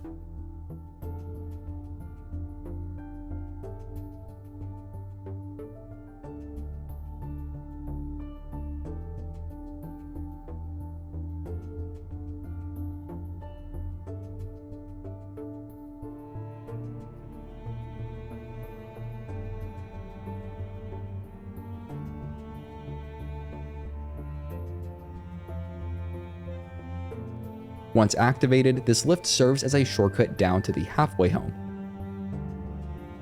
We should rest at the bench there, then take the lift back up and move west into the nearby tower. We can activate a series of airstreams to reach the top of this tower, then move out the west passage and activate a few more airstreams to reach an even more elevated area.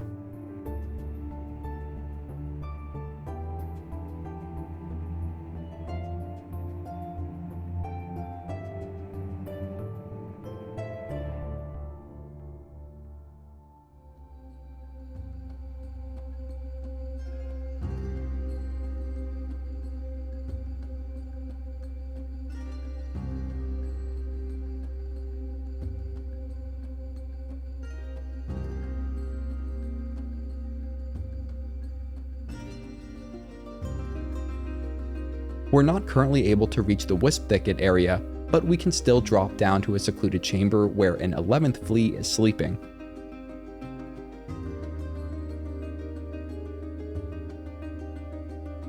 Let's go ahead and open the nearby shortcut, then drop down through it and head down the west passage. The locked Bellhome at the end of it has an NPC that will become relevant in Act 2, but for now we can still make our way up to a hidden chamber above it. There's a table there where we can use our Craftmetal to construct the Pimpillow tool.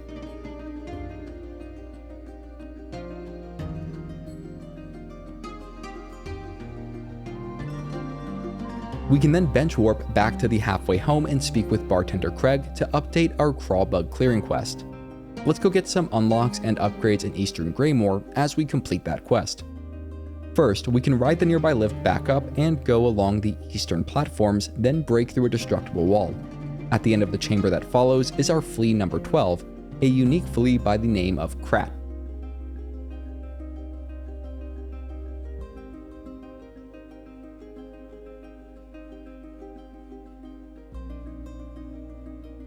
After speaking with him, we'll move back out of the chamber, drop down one level, then move east through another 2 chambers.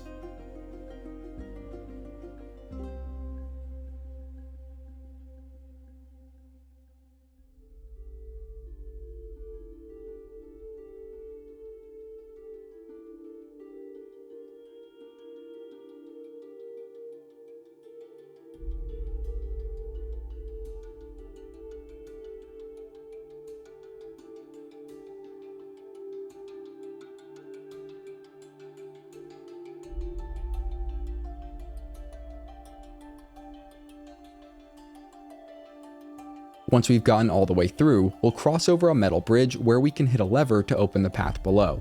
If you really need to heal, there is a Bellshrine and bench down to the west. Once ready, we'll want to platform our way up this open area to reach our 5th Spool fragment.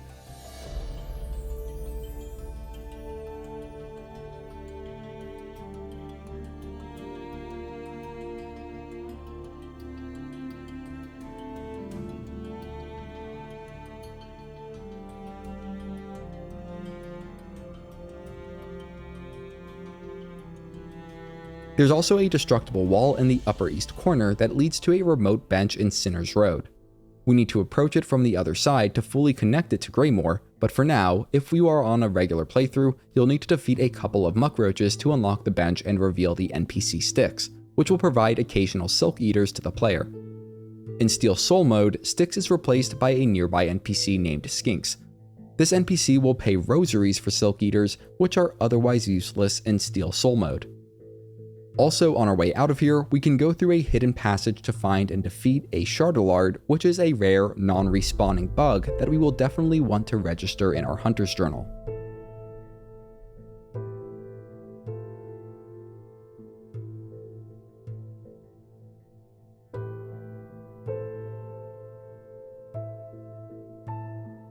With all of that handled, let's drop down to activate our 5th and final Bellshrine in Lower Farloom, lower the shortcut out to the west, then move east towards Crawl Lake.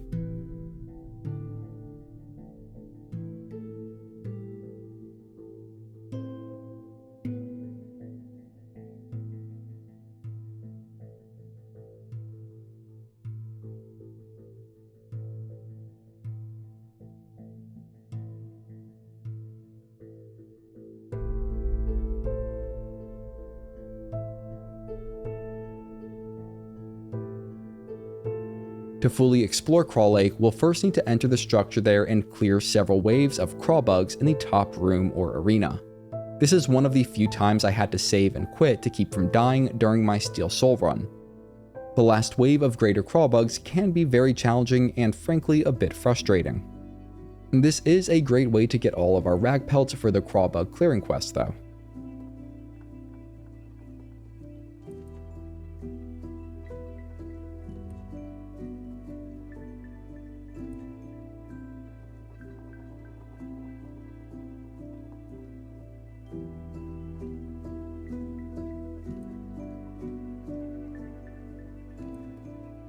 Once all enemy waves are cleared, we can pogo bounce up to the top lever, then collect some free rosaries on our way back out to the lake.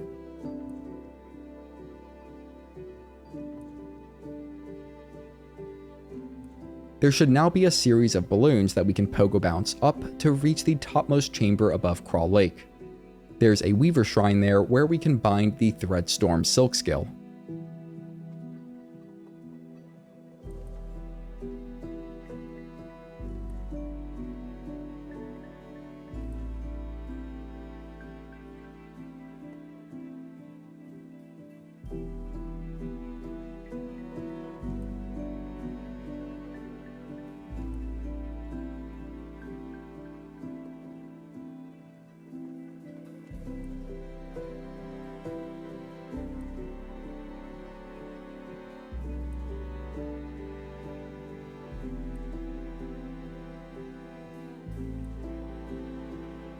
We'll then move down while sticking along the east wall of the lake area.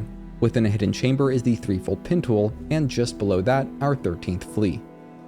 Trying to bench warp will just bring us back to the Threadstorm Shrine, so instead we'll need to manually run back to the halfway home.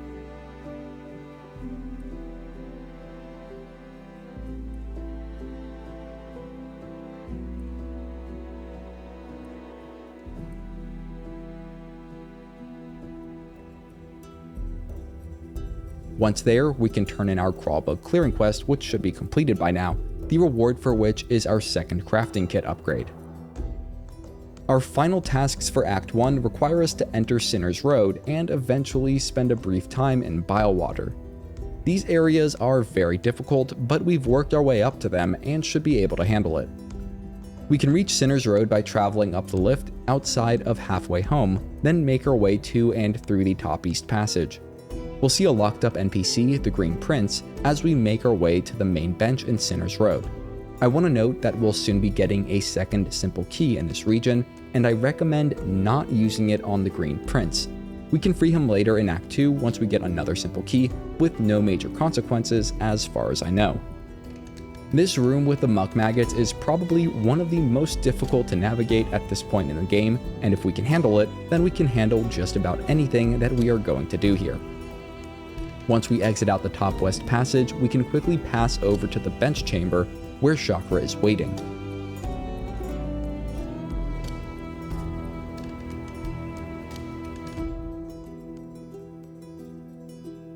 In order for the bench to fully activate, we'll need to break a destructible wall up to the west and successfully navigate a platforming section to the underside of the bench, where we can then clear away the roots that are clogging up its gears. If we have not already done so, we can then pay the fee to raise the bench and get some much needed rest.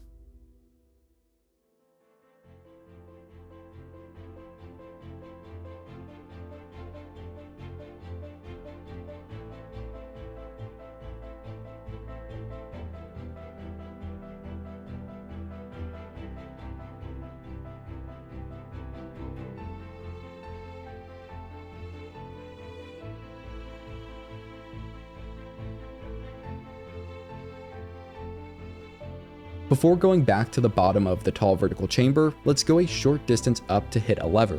This activates a shortcut that will make return trips a bit easier. We can then go through the bottom east chamber and move down into the east until we reach the barbed bracelet tool.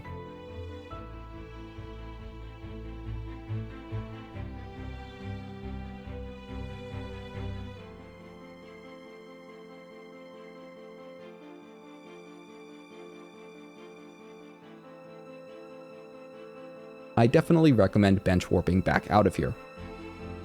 Next, let's get the tax tool, which is very useful against the next and last major boss that we'll fight before Act 2.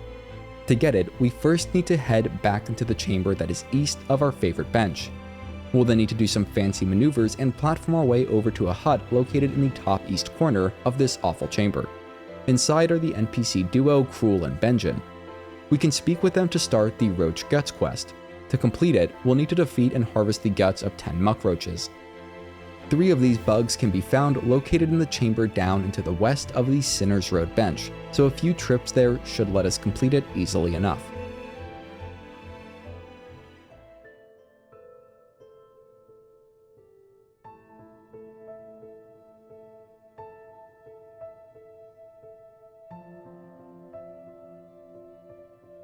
We can then return to Cruel and Benjen to turn the quest in and get our tax.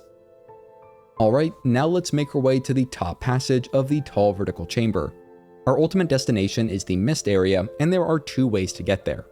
The first way is much easier, and we just need to go up and to the west through a destructible wall here in Sinner's Road. The second way there is a bit more difficult, but is also more rewarding. If we take the second path, which is what I'm going to do, we will get a second simple key, the precursor for a really cool tool, rescue our 14th and 15th flea, get our 9th memory locket, and unlock the Bilewater Bellway station. These are all things that we will have to do at some point, so it might as well be now as far as I'm concerned. For all of that, we will start by moving east along the topmost passage in Sinner's Road, and the biggest threat here are the 2 Roach Keeper enemies with their flail and screw attacks. Try to keep your distance and wait until they telegraph their punch attack before trying to jump over them. If we can get through this chamber and then drop down through the one that follows, the bench near Styx, which we should have unlocked earlier, is just beyond the bottom east passage.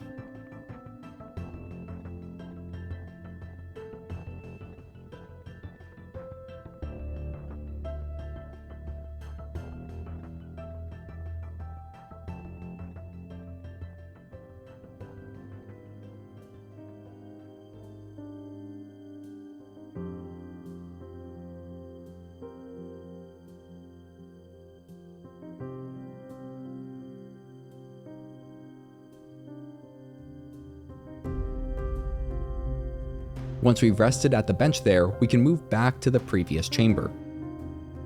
Platforming all the way to the top of it will bring us to a small chamber where a single Roach Keeper must be defeated. I forgot to equip the tax tool, but they are pretty useful for this fight. This specific Roach Keeper will drop us our second simple key, and again, I would save it and not use it on the Green Prince at this time.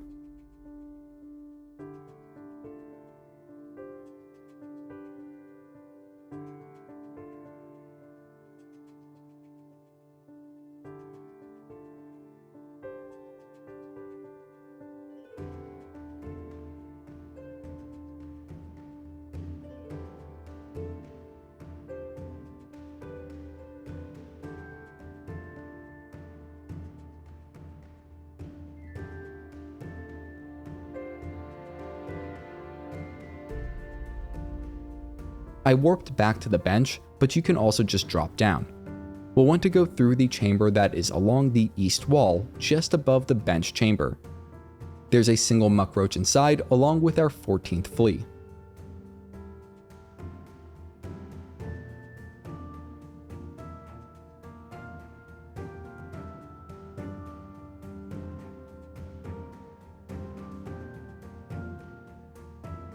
Alright, now it's time for Bile Water. A short distance up the vertical chamber, where a corpse and shard bundle can be obtained, is a destructible wall. Just beyond it is Bile Water. We won't be able to get the map for this region until Act 2, but I used a different character to record the map anyways, in hopes that it will help with navigation. We'll just need to get through the top east passage in the first chamber.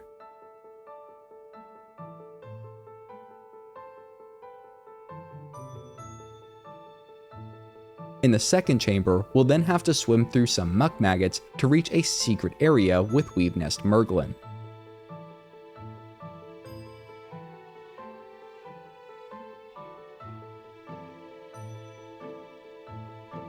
Playing our needle in will grant us access, and we'll then need to loop around and restore the power before we can grab the ruined tool, which can be used to craft one of 3 red tool variants.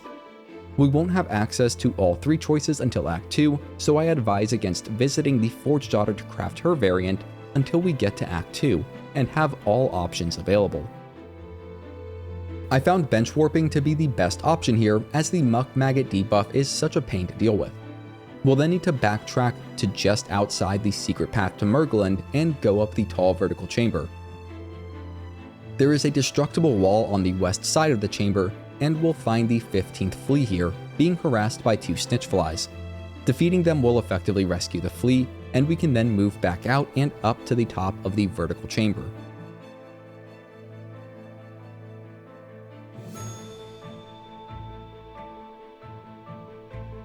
I recommend farming the Myrmites and Squits here to top off your health and maybe even your silk before moving through the top west passage, because once we go through, it will be a mad dash to reach the Bilewater Bellway station.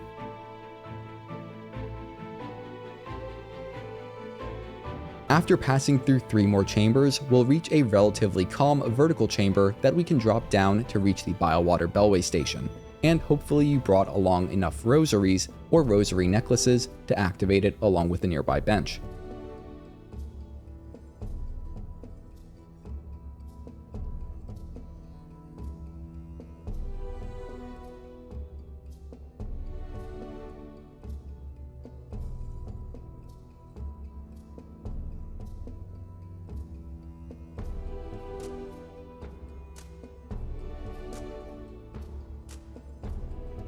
Before venturing into the mist, let's make our way back up the vertical chamber and through the topmost passage. We can then move along a short platforming section west and up an exhaust pipe to get our 9th memory locket.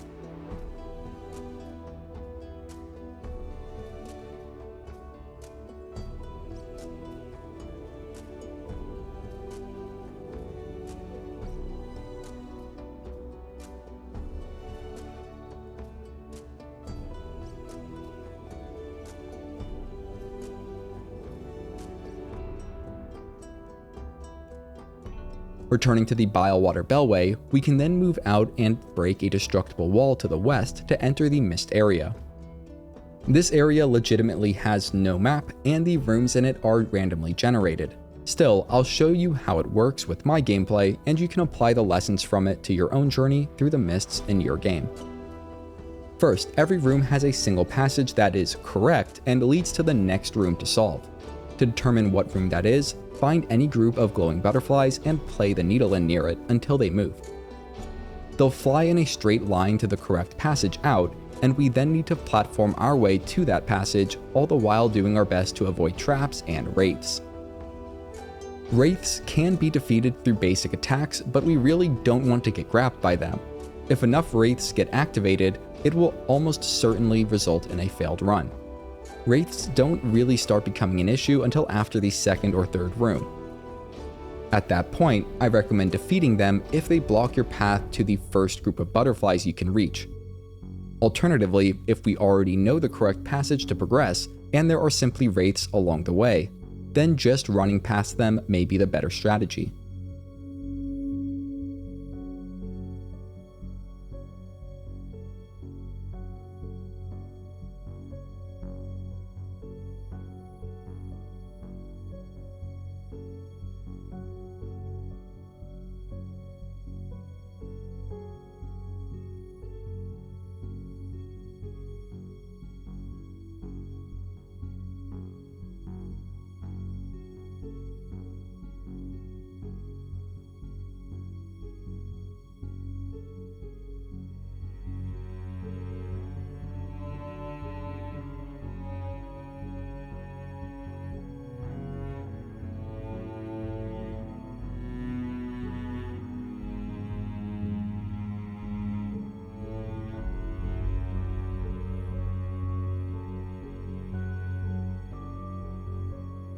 Regardless of which side we entered the mist from, once we've successfully cleared it, the destination is the same, the exhaust organ. There is a bench that we can rest at almost immediately after entering it, so I recommend beelining it there before doing anything else. The exhaust organ is fairly easy to navigate, and we'll start by unlocking the shortcut from the bench to the final boss.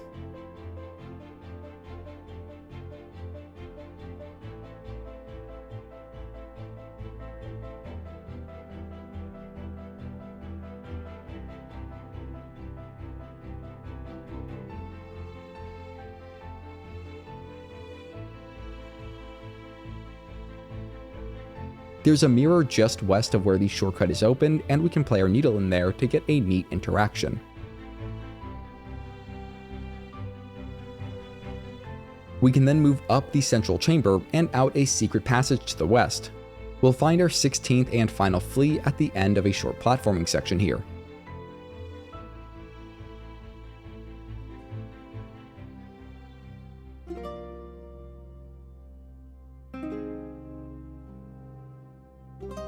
We can then warp back to the bench and then move up and to the east to reach the boss chamber where Phantom is waiting.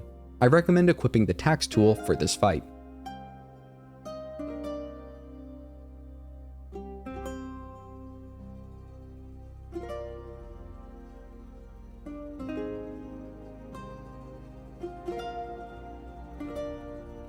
Phantom is a very fun boss, and out of the two possible bosses that need to be defeated to access Act 2, I consider it to be the easier one.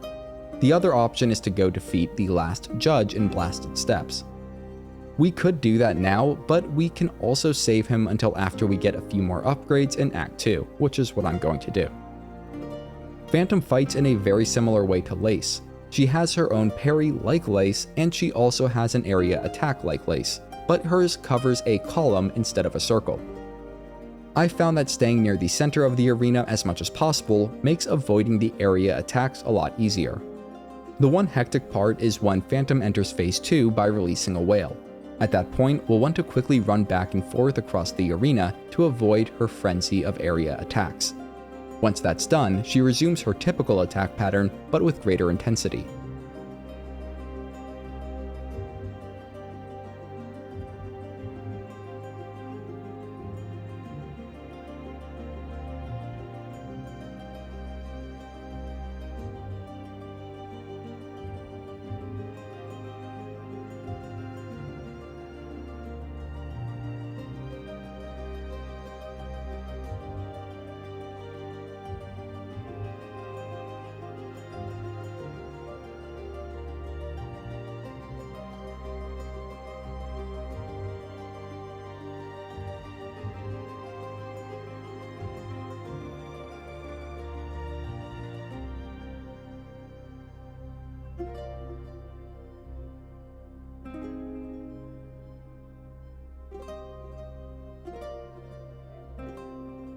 Once Phantom is defeated, we'll need to perform a parry to finish her off. Doing so will unlock the cross-stitch silk skill, basically the parry ability, and open the passage to the west, which leads to the Grand Bellway and Act 2 of the game.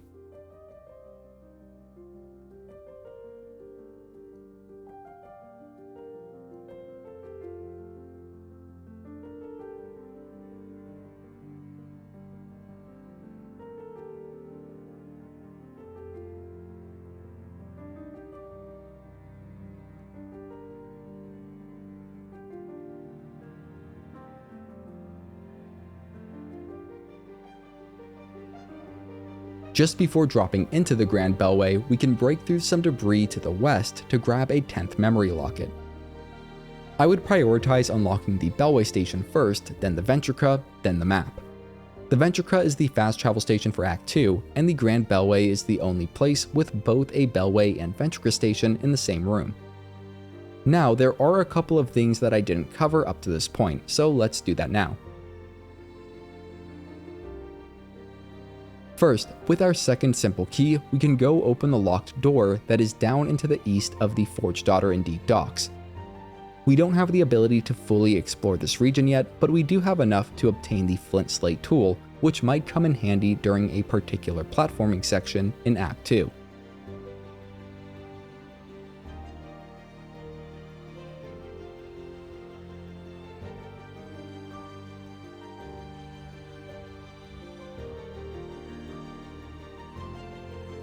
Another thing we can do is go along the path up and east from the Blasted Steps Bellway. This is the path that leads to the last judge fight and more straightforward path to the Citadel. My main reason for going this direction though is to grab the Craftmetal that is found just before reaching the last judge. It's found beneath a couple of bells within the ground.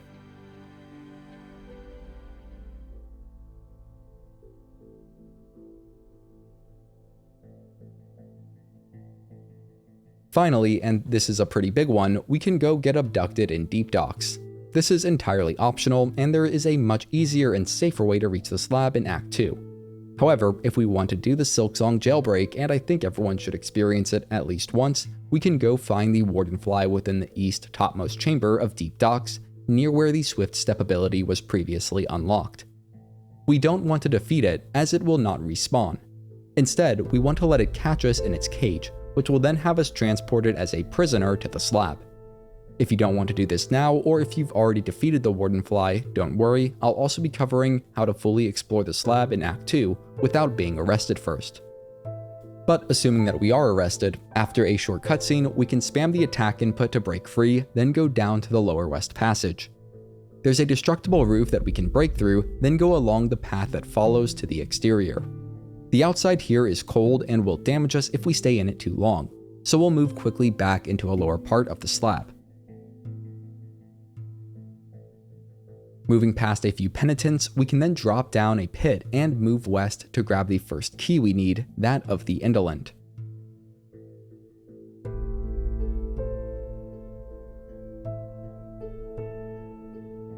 With this, we'll unlock the door to the east, then move into the nearby chamber, which has our first bench. There's a hidden room just east of the bench where the map for the slab can be pried off the husk of a retired prisoner.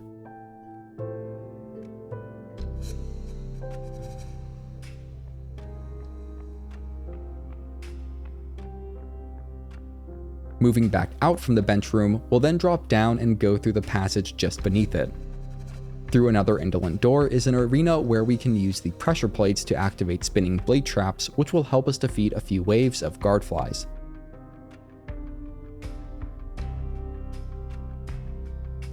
Once all waves are defeated, we can continue out east and up to the top of the slab.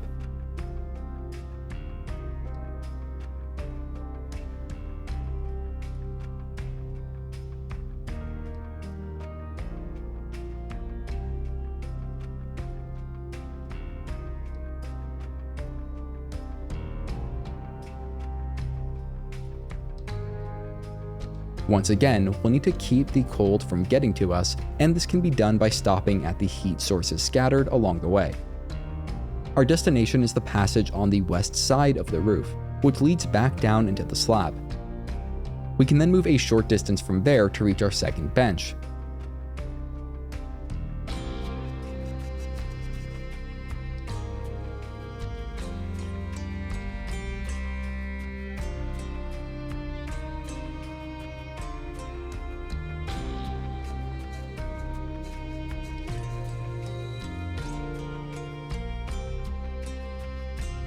Just a bit further along, we will for once be the ones doing the ambushing, taking our vengeance on the wardenfly that took us prisoner, before handing out some summary roadside justice on the remaining enemies.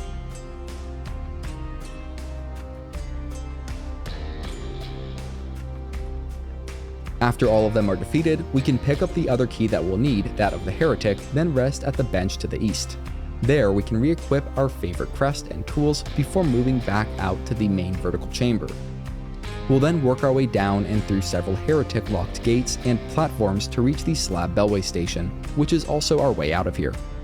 We can make a couple of stops along the way, first rescuing our 17th flea and the actual last one that can be rescued in Act 1.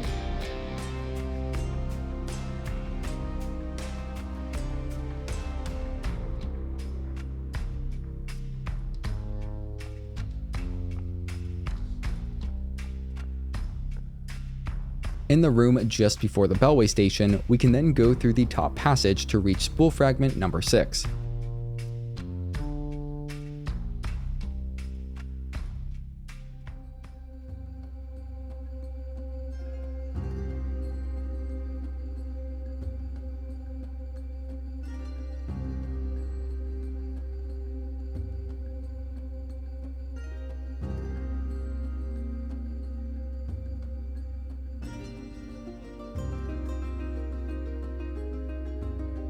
We'll then head back down to the Bellway and unlock that in order to escape the slab.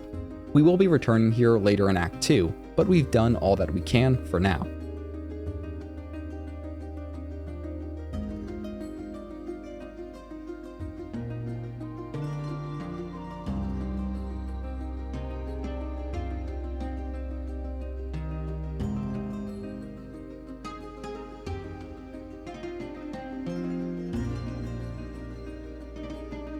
This next part is just for the Steel Soul players. You'll remember that I mentioned there was a secret NPC in Blasted Steppes. Well, here is where they are.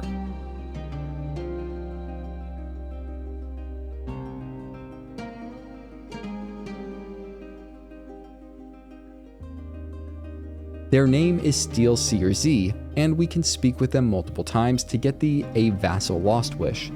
The first step to completing it involves visiting 3 sites that are determined at random and marked on the map.